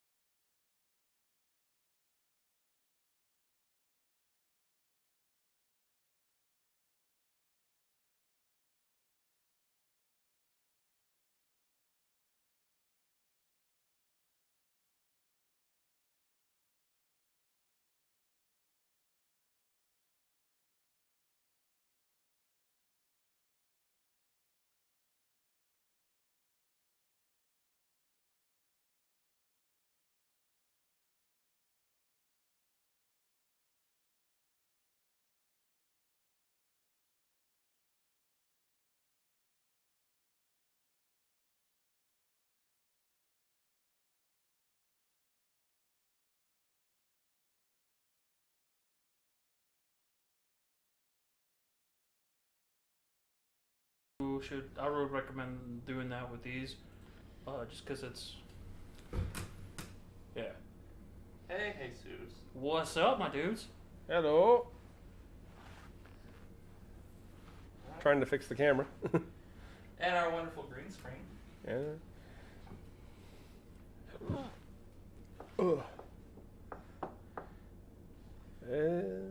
Hey. Okay. And can they hear us? So, Yes. Okay. one of the hot sauces that I brought is if any of you guys have seen Hot Ones, The Last Stab. That's one of the ones that I brought, and then the other one is whichever one you gave me. The Exceedum. Exceedum. Alright. Hold on. Oh, there No, goes the- yeah. Yeah, Anyway. so the Exceedum, and then on this plate over me is whatever nightmare I made. So we have kind of a plain and horrible. Oh yeah, you want to? Oh! Oh! That hit me in the teeth. So As every show, I always hit him in the face with an ant. He's not asked me to stop. But this is from the YouTube famous show Hot Ones, The Last Stab Apollo. You can... Check that out eventually. that show's funny as hell. They're good interview shows too. And this is the Exceedum that we did last Last week, yeah, it was last week. week, which we showed Jesus, and he put into these wings. Yeah. So So we can start with whatever one you guys want. You can Well- start with the Exceedum, then Last Stab, and then whatever I Um, made, or we can start with whatever I made and make our way this way. also, Kobold's Corner is not joining us tonight. He is busy tonight. So Unfortunately. it's just the three of us. no, let's be honest here. He's the smart one. He knows what's coming, and he's getting the hell out of Dodge. Hey, See the- hey, it's fine. I made him his own, so they're just sitting in the kitchen waiting for him to have them. He's not getting away. Don't worry, folks. See, the thing is, I thought Kobold's Corner would actually be better than Jesus here. No offense. No, you're good. He can take a lot of spice. Yeah. Or at least he's good at hiding it. So Yeah. which one do you guys want to start with? So which one's hot? Okay, which one's least hot, you were saying? I'm assuming it's gonna be that one. So So we start with this one. yeah, And this, and and we're this. going to be we're gonna do the plain ones first. These ones just have the hot sauce. Yeah. I'm barely, Alright, go ahead. I'm barely in Grab the whichever one you thingy. want. Well, I prefer legs, and I'm gonna grab this light colored one. There's only two. I'll leave a leg for you since you're the cook. I'll take. Now these are light colored. They're light colored, so I'm hoping that there's less. Whoa. Yeah, I did some more in there. Oof, mama. Okay, here we go. Oh.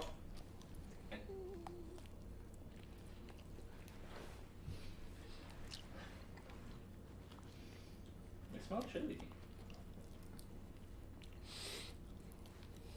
You can really taste it on your tongue when you first take a bite of it, but after that, Oh, mama. how you doing, buddy?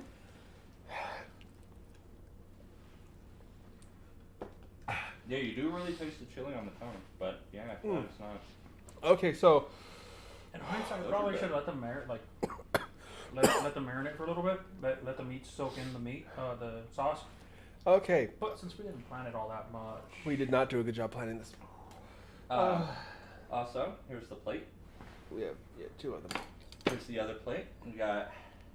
We're going least spicy, medium spicy to spicy. the problem is I don't know how spicy that one is, so we're either going to go really spicy or medium spicy. Anyway, though, so our review, last voyage of the Demeter,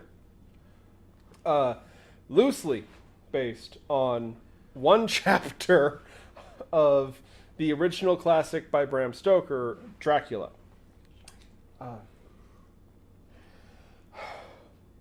I'm okay. They are spicy, but they're not the worst thing we've had. Oh boy, howdy. Woo! They are good though, Jesus. Wow. Yeah. Okay, two of each for everybody. Well, Except for these ones over here. These ones are just kind of a mess.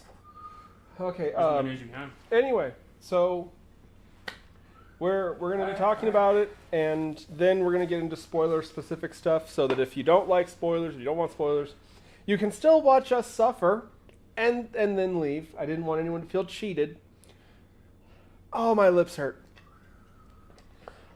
Anyway, we have had spicier on the show, but these are pretty spicy already, and these are the least spicy so far. What's funny is I've never had the last dab. I've been waiting for a special occasion to have it. Did you put the last dab on those? On these? Yeah. What, on the ones we just ate? What's No. on the ones we just ate? What's on? Sorry to cut you off. The ones we just ate was this one. Exceedum. The Exceedum. The ones we're gonna have next are gonna be the last dab. Okay, those are the last dab. Anyway, okay.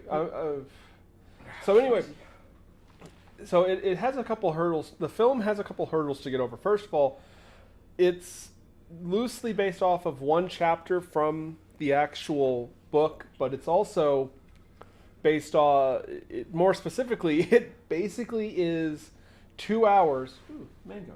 I'm sure this will help me feel better. They're sour. I don't know how to pick fruit. They're nice and watery.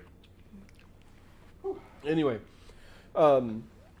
the actual boat trip itself is pretty much just a couple paragraphs. It's like, it was a really thin story. And it was 2 hours freaking long. Actually, I think it was like just under. It was like 1 hour and 59 minutes. Like, it was right there. And I've heard some people online make the argument that it could have cut 40 minutes. I don't know if it was that overblown, but it definitely felt like, yeah, it could have been executed better. You want to say something here, buddy? Come on. I can't. I haven't seen the book. No, I'm talking about... Kristoff and I went and seen it this morning. Okay. First of all, those are really good wings. Nice and spicy.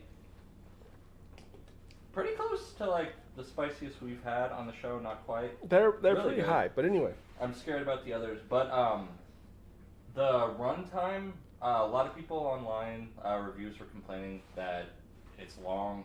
They could cut 20 to 40 minutes out of it. I disagree on the runtime. I think it was perfect.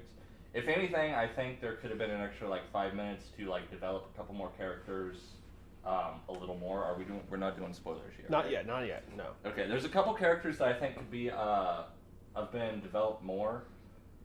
But I think the runtime was pretty much perfect. Again, if anything, maybe just slightly longer. There were a few things that could have been cut, but didn't necessarily need to be cut.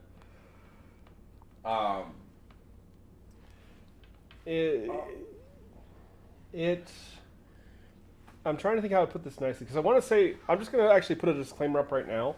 Is it worth going to go watch? I would say yes. Yes. As long as you don't take it as something that's going to hold too faithful to the source material. So if you haven't read the book, then it's fine. You'll probably be fine. You'll be fine if you haven't read the book. In fact, actually, okay, I'm going to try and put this in words, and first of all, I'm distracted because I'm in pain because my lips are stinging. It's only my lips, though. Yeah, it's not the tongue, it's the lips. Anyway, this movie, I would equate it to a child excitedly trying to tell you about their favorite monster. For all the flaws of the film, and there's a couple flaws, I never felt like like we were talking about before, it never felt like the people working on the film didn't like it or needed to correct something or any of that BS. It felt very genuine and like they wanted to work on it and they loved this material. The problem is they were so excited to show Dracula to the world and bring this monster to life that they forgot what makes Dracula Dracula. Not seeing him, not showing himself, being His mysterious. his subtlety, his menace. He's more of a feeling than an actual thing. And Last Voyage takes every opportunity to show you this guy, this monster. And I personally didn't like how it looked. It looked kind of like a goblin. It looked like a goblin. It looked like the Green Goblin from Spider-Man.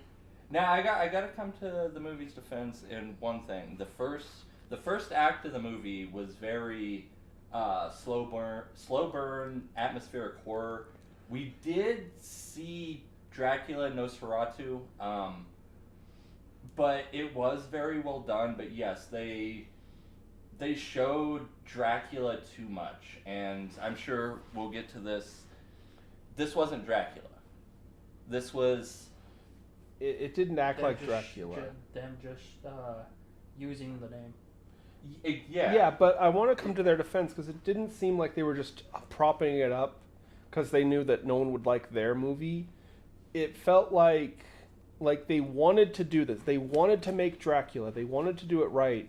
They just didn't have the experience or the patience to do it correctly.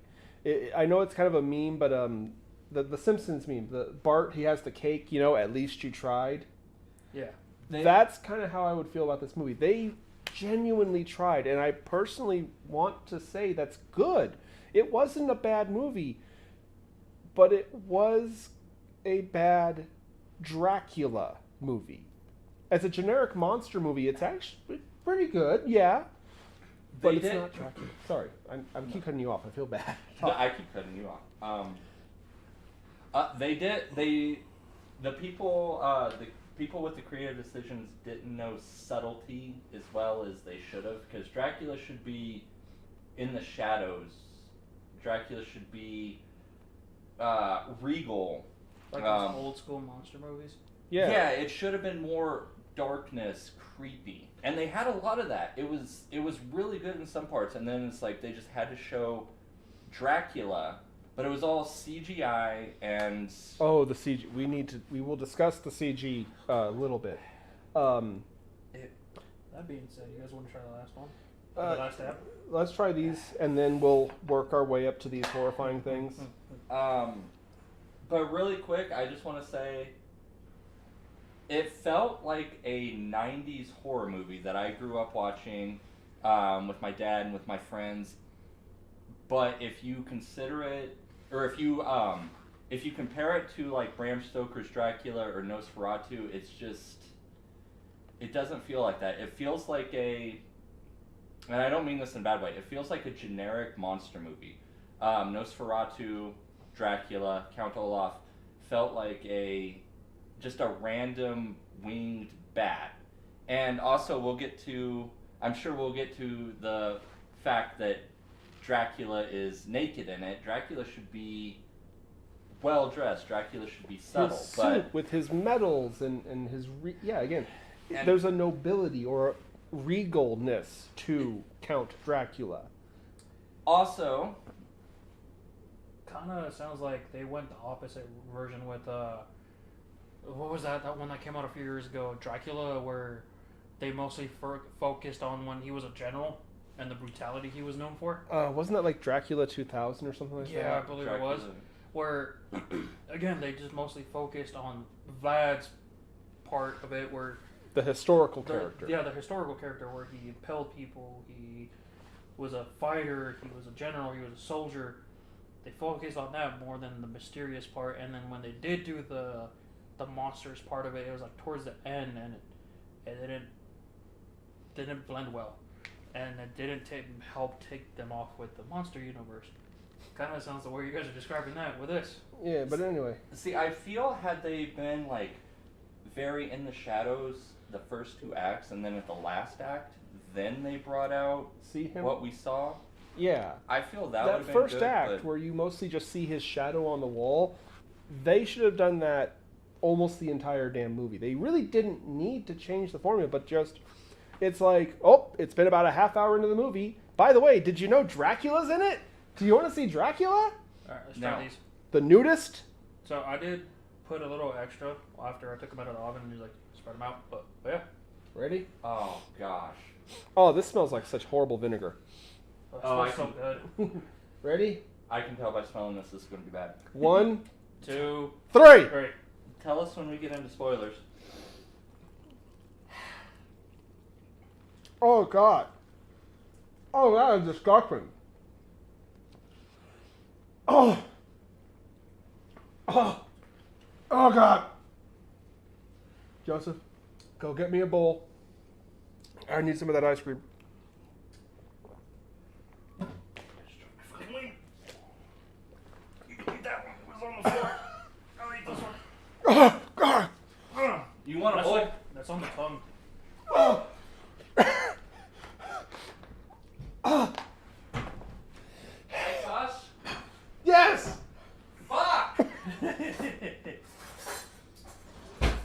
should have done it. Holy shit.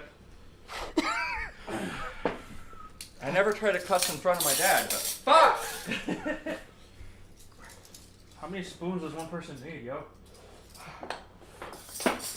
I'm in pain, I just grabbed some. Fuck.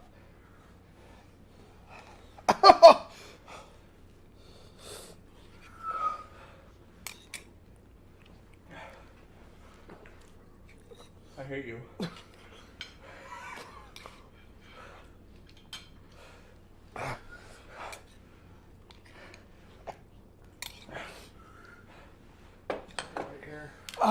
It's on my lips. It's all on my lips.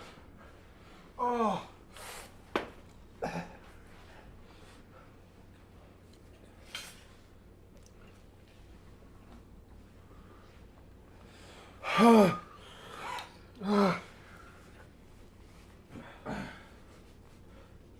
Are you feeling it?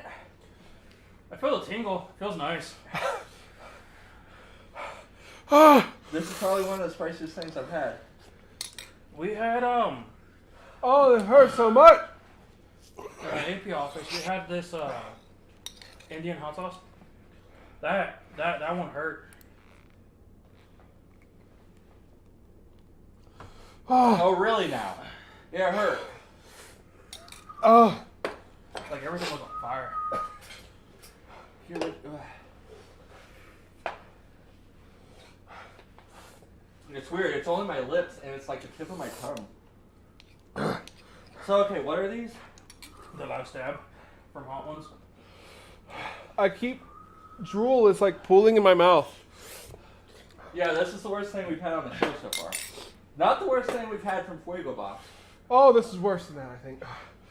Oh, this reminds me of Exceedum. Oh, what? The Exceedum. Oh god, The my first nose is time. running. Yeah, my nose is running. I'm actually crying. I'm crying. I can't catch my breath. I'm actually having trouble breathing. For our friends, Mango? Paper towel, please. Paper towel. for our friends across the pond, we Oh. knew this would be bad because, oh shit, Mexicans know their spice. Uh-huh. Thank you, Jesus, but Not just that. But like again, Hot Ones. Like You'll be happy to know your father has given you permission to curse. thank you, Dad.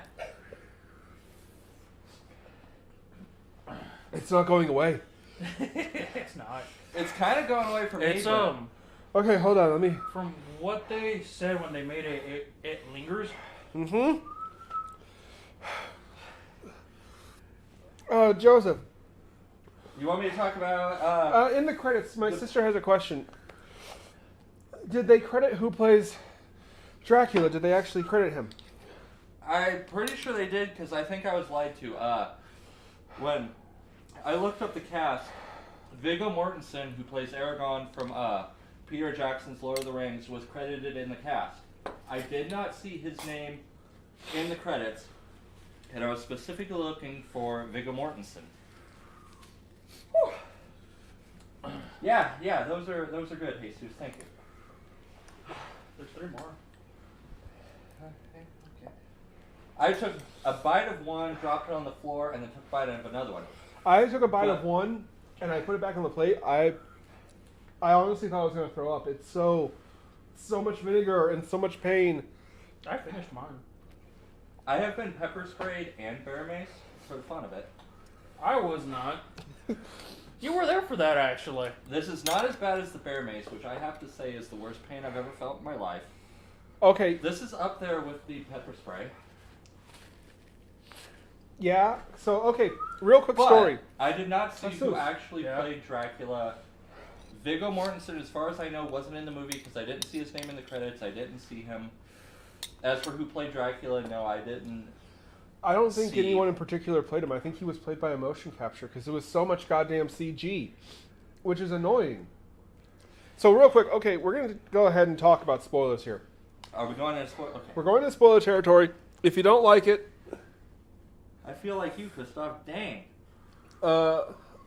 my mother My mother is coming to my defense here. Thank you, my friend. It's not worth it to see you hurt yourself. Your brother's going to disagree. I know. Jesus is going to disagree. My dad Oh, might no. disagree. Like, if it's, like, spontaneous, I'll say yes. But since we're doing this constantly, and, like, we're willing to put ourselves through it, if you feel like you've gone too far, then no, man. Like, I don't want you having a panic attack. I stopped crying. My nose has stopped running. I still hurt. You know what's funny? Oh. It feels like I've literally had fire on the top of my mouth. I feel like I'm burnt. I still feel my lips burning from the first one. And now my tongue is actually feeling kind of numb. My tongue is actually getting numb. You know what's funny is your tongue doesn't rest on the bottom of your mouth, it rests on the top, so that's why when you eat spicy food, It pushes on the roof. Yeah. Yeah. Jesus. Yeah. You have a question. What's up? You mentioned you were pepper sprayed. They're asking what happened. How did you get pepper sprayed? While me and the bishop recover, tell the story about how you got pepper sprayed and I. So I work at Walmart as loss prevention. I pretty much catch shoplifters. It was towards the end of the night. I just didn't want to deal with the guy, so I stepped out to get the stuff back. It was just ice cream and a few other things, and the dude just wasn't having it. And he decided to take out the pepper spray and then pepper spray me. Glasses didn't help at all because he hit the top of my forehead and it just trickled down. And then I kind of didn't expect it to happen, so I couldn't prepare myself properly. Kristoff was around the corner because he was a cart pusher at the time, saw what happened, and then just... For the record, I attacked the guy. Yeah, he did. He pinned him against the wall and whatnot, and he did try to pepper spray Kristoff, but the problem is he emptied the whole bottle on me. This was some fucks in the white Hummer, wasn't it? Huh? I remember that night. So... I was there. I was off in the parking lot. So then he also tried to pepper spray another associate, but he hit me with the whole can, so he didn't, and then he just takes off running. So what you didn't see about that, I had wedged him into the door frame, but he had that crackhead strength. He actually managed to push my almost 300-pound butt, and I don't remember if I had him. It helps to talk, actually. It does. Yeah. I think I had him by his arm, but I actually I went into a full-on crocodile death roll, and I actually took him to the ground. The problem is, I knocked myself loopy when I did it, and he managed to get away from me. Which actually surprised me when I saw the video. I'm surprised he got away from me because you're one of the few people I took. See, that's the funny thing is the cops. I remember the cops when they showed up. They watched the video. The cops actually complimented me and asked if I was formally trained. And I told them, no, my grandfather would just take me in the backyard with a wooden sword or a stick and tell me to defend myself. That's technically training. Yeah, but anyway, and it's funny because I remember even as everything was blurry and I didn't know which way was up, I could see him moving away from me. And I had that split second I had to choose to either try and attack him, but I heard you screaming. Yeah. And I didn't know. Couldn't see. I didn't know if he had pepper sprayed you, if he had stabbed you. I didn't know. I know you were hurt. No. If he would have stabbed me, that would have been. He wouldn't have gone away. I would have put him through the wall. But since I couldn't see anything, yeah. And then the best part was we had a manager at the time. Dude was shorter than me, trying to get on his tippy toes and throw milk over my eyes. Really didn't work all that well. No, milk does not help with pepper spray. Milk does not really help. Okay. I did get the next day off though. There was that. I was at work the next day, and it's funny because the store manager Scott at the time, he kind of walked up to me and said, "Hey, I heard you had a interesting thing happen last night," and I was just in no mood for none of his shit, and I literally just told him I'm not going to apologize for trying to protect my friend. If that goes against store policy, you can just fire me. I'm not going to be made to apologize. Period. Exactly, yeah. And the funny thing is he completely backed out. He's like, no, I would never ask that. What you did was very courageous, and I'm glad you and Jesus are okay. But I was no mood to play around with this. Yeah, that stuff that store hurt. manager was. That stuff hurt. Played a little too much. Yeah. It's actually funny how when you actually get in your boss or your manager's face, how they back down. Well, because most of them are freaking spineless. All right. And they know when you get in your face, at least me or Kristoff Jesus, when we start yelling, it's like, you better fuck off. Yeah. That's a pretty good restaurant. For me, it's the opposite. It's usually I am yelling. It's when I get really quiet. It's when... Yeah, you get angry, you get quiet. See, I blew up on a couple people at Walmart, and like... Sean saying that I was a classic victim of trickle-down pepper spray economics. Yup, that's exactly what it was. And then, While you guys were talking, I finished the wing, and it's not as bad as the first time, but... Okay, I'm gonna be a man. As the Prince of Darkness... That one wasn't yours, it was this one. Was that one? Yeah, this one. That's the one that hit the floor. Okay. And I'm gonna be a man. I'm gonna finish this wing. What were we talking about? Review. Yes, we're reviewing the movie. You want to talk a little bit about spoiler territory while I hork this down? I wish you guys would have told me you were going to go see the movie. I would have come with. I thought you were asleep. I would have woken up for it. You guys could have come down to the house and just knock on the door and wake me up. You guys know where I live. He literally lives like right about a block down. He's in the same apartment complex we are. Like, what, 2 buildings down? 3 buildings down? My nose is burning because I touched the wing and I rubbed my nose. Yeah, I noticed that because I just touched right here and yeah. Never touch your willy after cutting green chili. And especially don't touch your willy after eating these. I forgot. But. Yeah, continue. Oh, God. I forgot. We were cooking one day and I think I was cutting out, we were making stuffed habaneros. Ooh.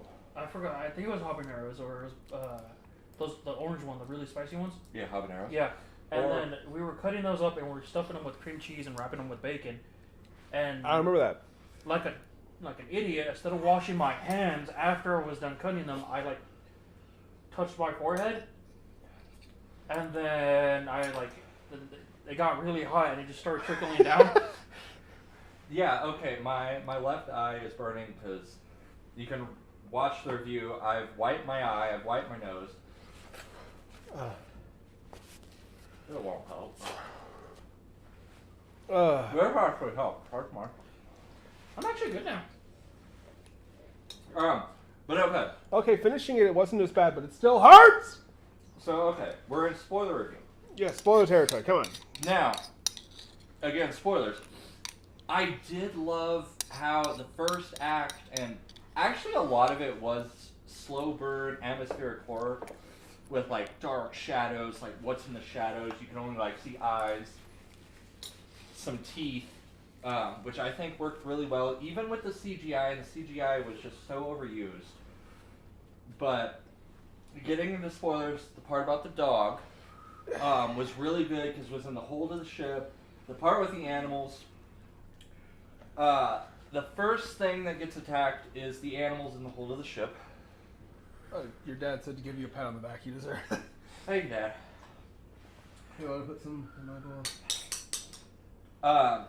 We may very well just eat this whole damn bucket.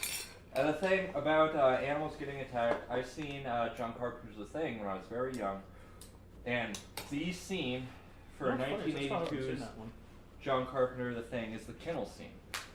And animal scenes, there's just something about them that are so creepy. You don't actually see the animals get attacked. You just see the aftermath, but you hear it. And it was just so well done. And again, in spoilers, we're in spoiler territory, I think the best scene of the movie, not to be morbid or anything, there was a young boy on the ship, which back in the late 1800s, it was pretty common for shipmen to be young boys, about 8, 9, 10, because they're learning from their fathers and stuff. The survival rate back then was not as high as now. We would be seen as old men. We would, yeah. Tara says that she will not see this movie now because they kill the dog. The dog was the first victim.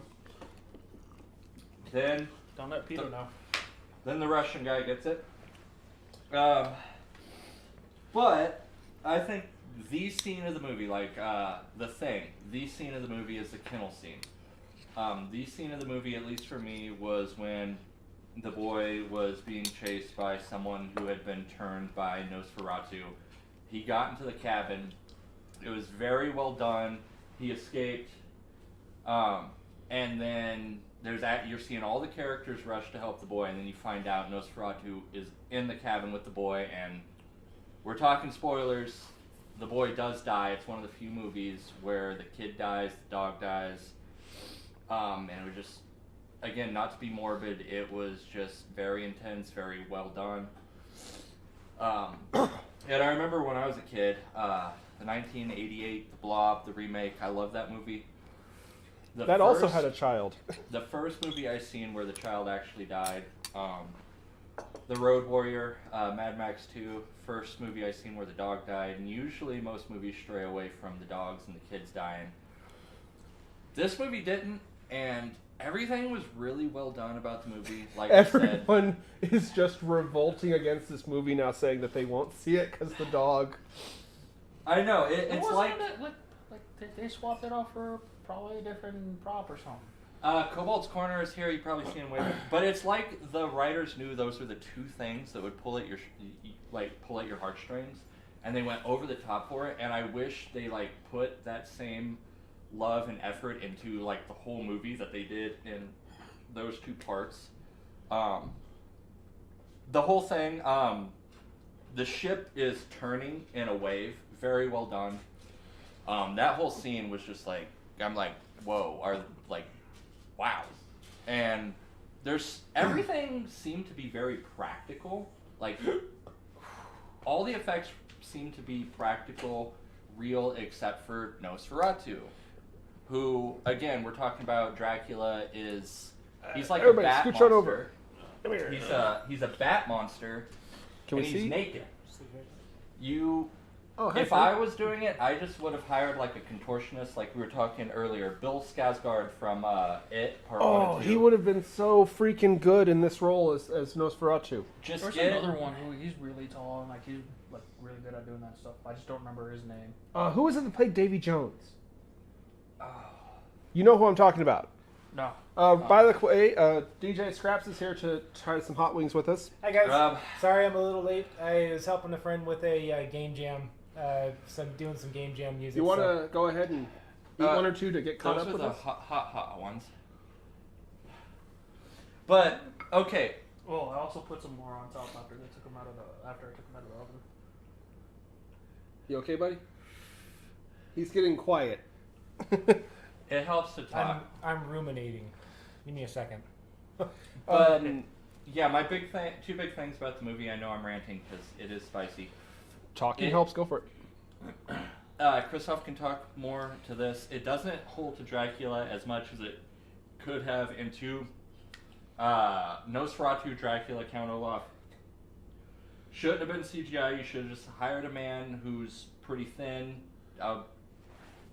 Pretty thin. You can see his bones. Get him naked. Paint him white. So I don't know why he had to be. Why did he have to be naked? One? Why couldn't they have given him clothes? See, that's the thing. Dracula should be clothed. He should be sneaky in the shadows. Sophisticated. I don't know why a nice suit. He's naked. No, there's no nudity in the film. You don't see. His Wang Doodle swinging around in the breeze. You don't even see butt, but he's PC nude. Basically, it's rated R, but pretty much only for the blood. I don't know why it was rated R. Unfortunately, if you see Dracula press pickle, he's gonna be rated MA. So. Well, it's also not just the blood. They also Dracula. Depending on how many F-bombs they drop or swear they words didn't that they drop use. any F-bombs. They didn't. No, there was almost no swear Honestly, words. I personally think the only reason the movie was rated R is because one, not only does the child die, but he dies on screen, and it's kind of a slow death actually. And the dog's corpse. You see the dog's corpse, which was a practical effect. Which was very done well in done. A lot of old school movies, though. Here's the thing that's bothering me. The actors were really good. The set was phenomenal. It looked wonderful. And they had it moving, and they had stuff knocking around.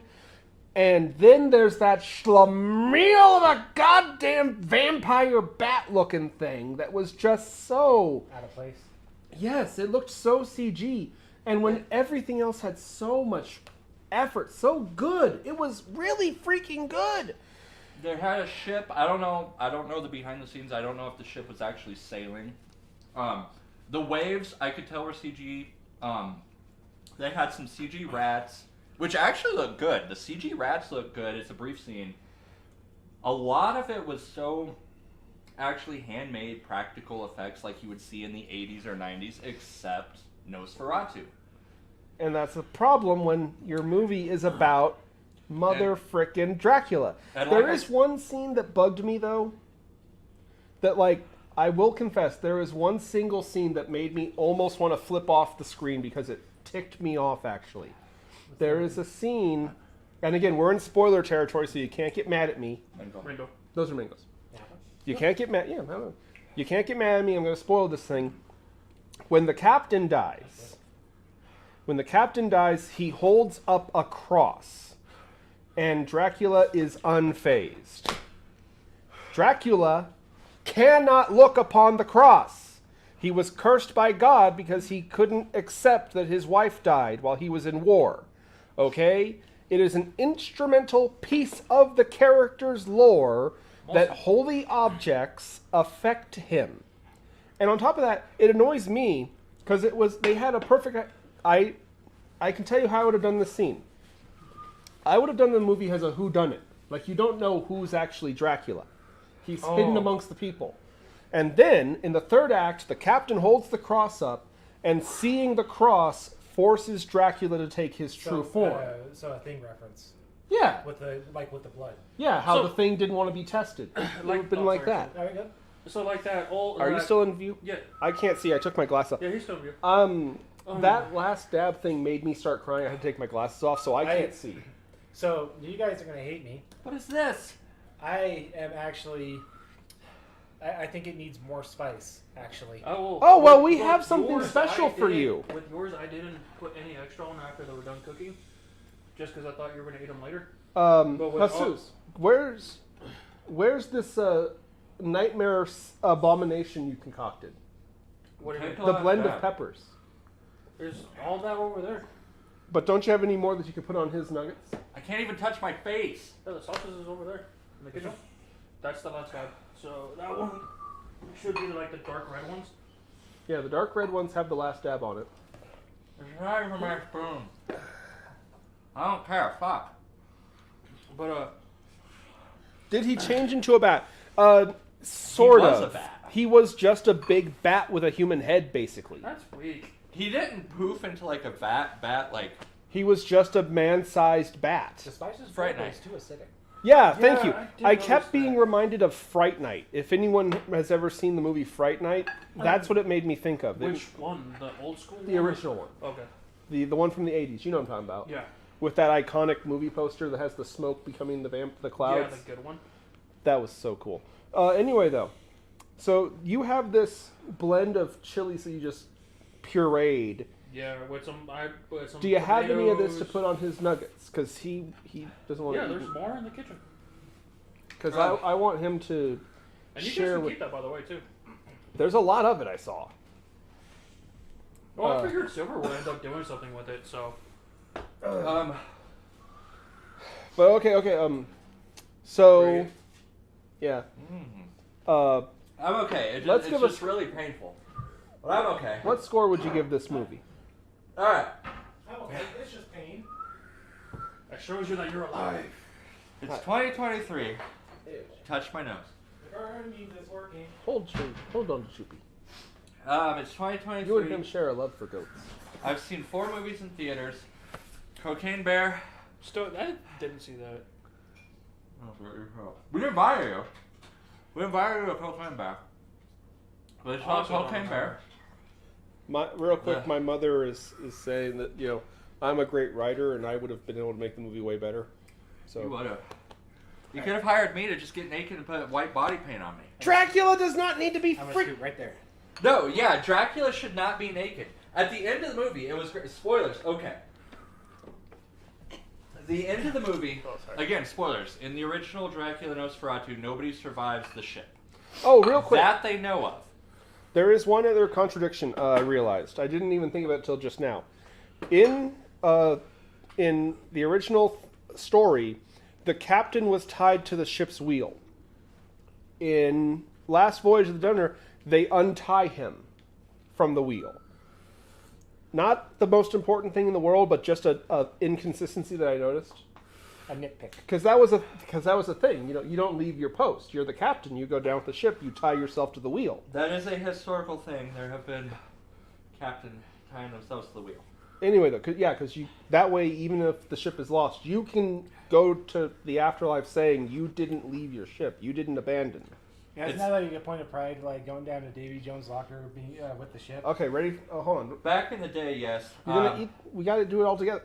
Any captains nowadays, you don't need to go down to your ship. It's very... He's been just munching on them, dude. I know, you son of a... We're supposed to be doing it together. Honorable. Get on my level. Damn, shots have been fired. I'm the prince of goddamn darkness. You can't handle a jalapeno hot sauce. And yet it's me, the one who's suffering in pain, it seems, not him. Anyway, sorry. Well, we're back. Well, We have one more kind of wing. Yeah, I've had two. We have one more wing with this thing with this. Let's hold off on that until he's feeling a little bit more. Okay. Go take a walk for a second. But as I was saying, okay. Sorry, The your ending score. of the movie, two things.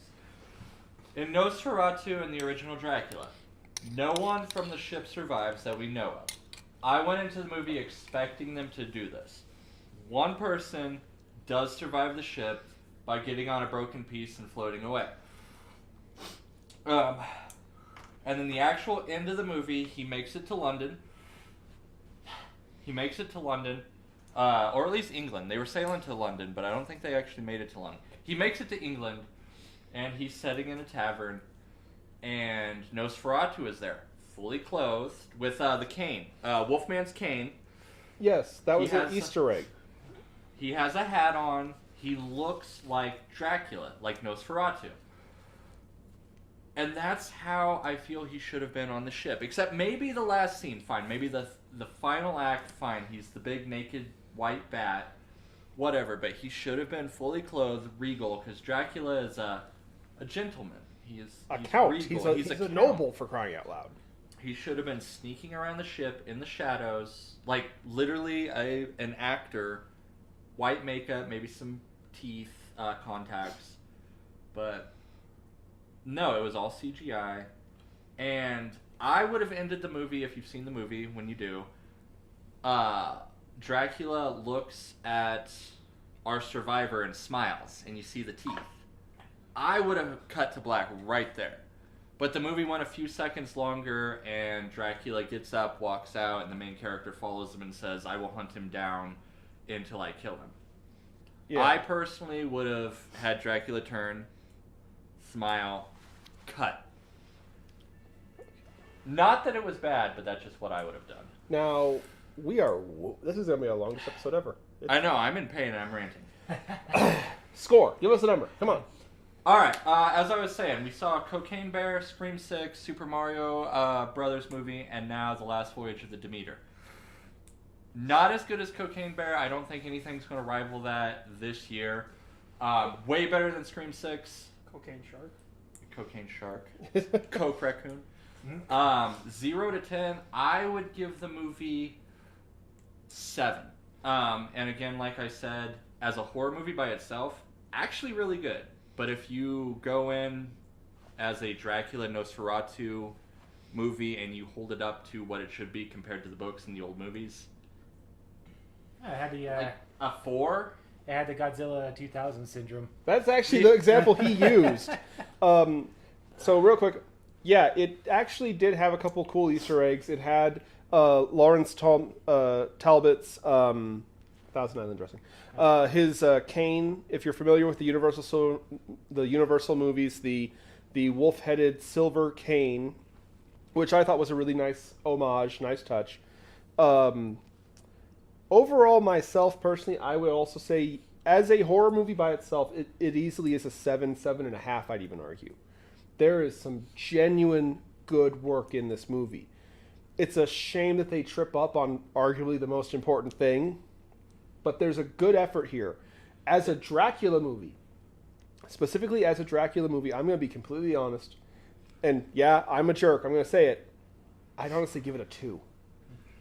It falls very, very It doesn't fall short of the glory of Dracula. It falls long of the glory that is Dracula.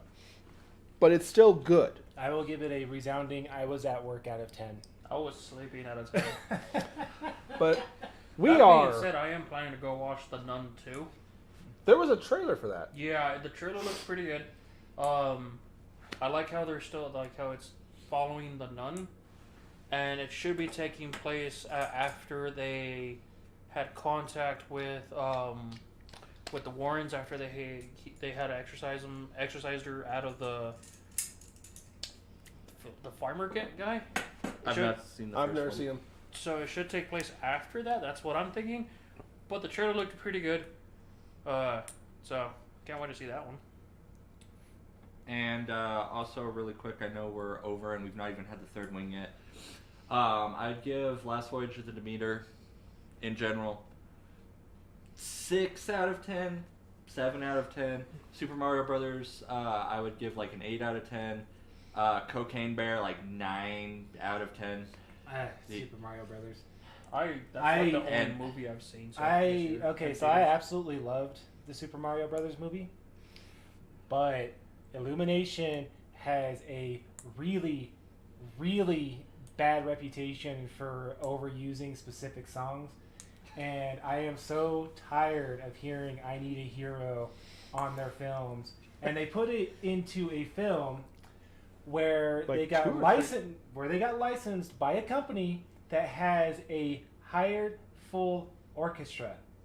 They made an entire album for the Legend of Zelda games with a full symphonic orchestra, and they couldn't do that for Mario.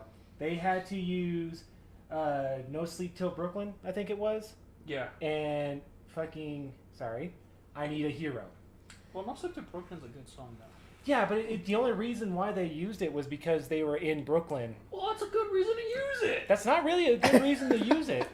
Okay, hold on. They could have easily made a good remix of the overworld theme from Mario. They had city themes from Mario. They had the underground theme, which would have been really good for that. Yeah.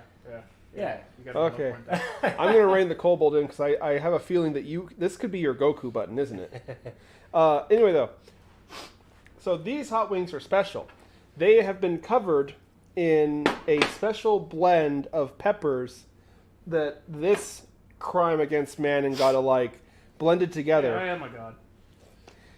You're a crime against yourself. Anyway. Really quick, I didn't get to finish it. Scream 6, 4 out of 10.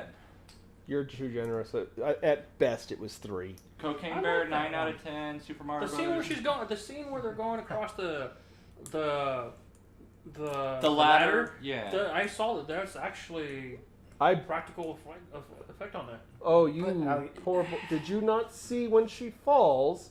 Well, when she falls at the end, but when they're actually going across it, that was actually them. When she falls, yes, I'll admit that was done pretty bad. That was spoilers. They killed Dewey in 5. Screw you guys. Anyway, though, this is getting way over. I'm still slightly sober from my pain. What do you say, boys and girls? Let's have this last wing and cry ourselves to sleep. Well, I'm gonna go home and play Diablo 3. I was gonna say 4. I've been watching on these. Can you hand me one? Have you had one of these? These are... Me? No, I had a spoonful of the sauce earlier. Let me see this one.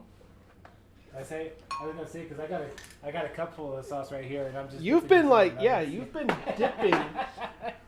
Well, what do you think, Sower? I know it needs a little work because I just been it out of the fly. I will wait till everybody else gets it, just because I'm a bit of a food snob. So I will wait. I don't. If you want me to give you a little bit of a spoiler, it's not bad. I actually really like it. Oh, nice. Wait, you've had this one? He's been dipping. He's been dipping his chicken nuggets in that. Yeah. Ooh, this smells nice and charred. It does have a nice char. I did char the peppers, the garlic. And just so you all know, everybody's eating the chicken wings, but I'm a very simple kobold. I like my chicken nuggies. So. Oh yeah, by the way, he was cooking during the whole episode. You didn't turn the fan on. The smoke came in here. It smelled good, by the way. Oh yeah.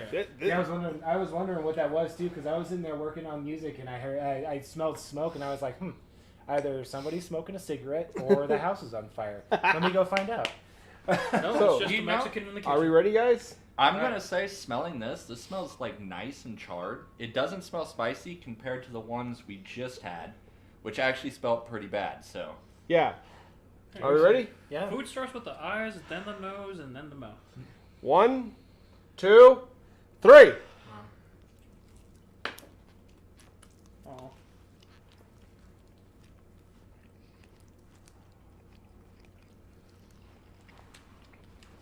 Oh god damn, that is really That friggin' is good. Good. That is nowhere near as spicy as the middle ones we had. That is juicy and smoky and charred, and I am about to have a religious experience. Oh my god. I'm not getting any spice from these yet. Back of my throat. Did you trick us? Did you say these would be the spiciest, but you actually were nice to us? I did say they were either going to be spicy or they were going to be mint. It's a slow burn. It's not. Okay, hold on. It's not getting too bad, but I feel it. It's a sting in the back of my mouth. I'm a big fan of the ones that don't hit you right away. They it works into it. These are really freaking good. They are. Holy shit. Hey, can I have one of your nuggets just dipped in that stuff? This guy's sitting here bragging about how he's just eating the sauce. It's really actually not that bad. The ones that we had, the second ones we had were actually pretty dang I bad. kind of figured those were going to be pretty. I already knew that was going to be bad. Was it the ones doused in this stuff? The darker ones have the last Let me dab see. on it. Let me see it. Oh, The one that I handed you, but you didn't eat. Because So you the couldn't- last dabs This were one? really red, and then No, you didn't eat one. We all and we then ate the them ones all. that look like they have seeds on them, because I didn't take the seeds out. Eat that one. I never take the seeds out. There's nothing on it. These are actually really good, Jesus. Actually, give me that one. They're not. There is a mild spice, but no, these are actually really good. Oh.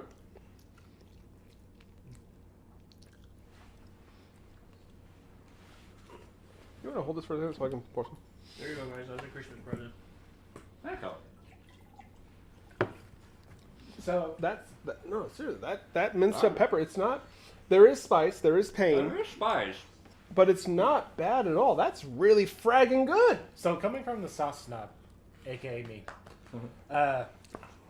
Speak and be heard. this last dab Apollo, it's spicy, yeah. It definitely put a little bit of a kick in my mouth, but it's too acidic tasting. It tastes like it's nothing but spice and no real flavor. It just tastes like spice and vinegar. Now this is Hot Ones, the famous on YouTube, not sponsored. Go check out Hot Ones. This is Hot Ones Last Dab Apollo sauce. Yeah, but I don't know which last one. Where'd you get it? I got it at Walmart, with a few other ones, but Those are really good. With what? but it's more of a. Yeah. I think they swap out the spiciness for each season. They tweak it a little bit. Well, yeah, you can't have the same thing every season. They get boring. Well, I mean with the last dab, because the last dab is usually it's been sitting at the last spot for the last couple seasons. See, those third ones are actually really good. Those are. Again, I wasn't too sure how they were going to come out because it was my first time using the peppers that I used and whatever it was.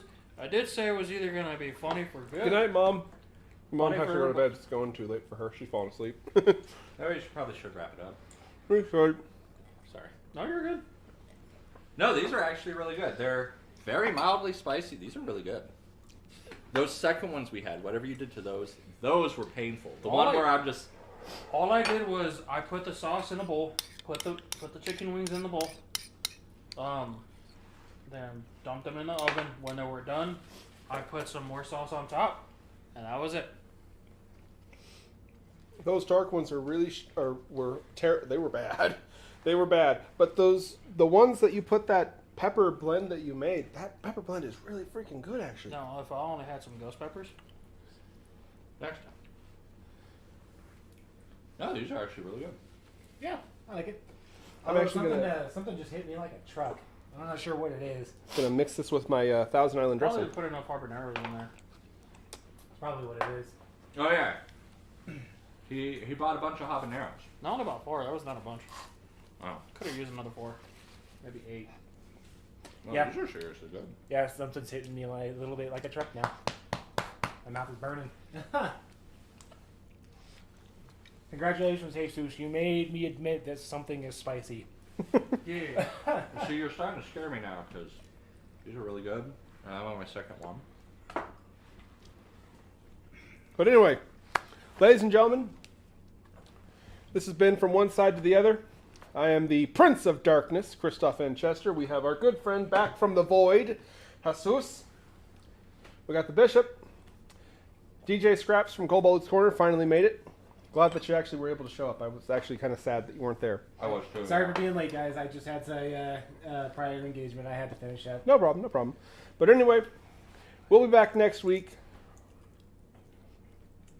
I'm going to be completely honest with you. I kind of figured that I would be crying and belligerent at this point. So I don't really have an outro prepared. Here. Last one. Off!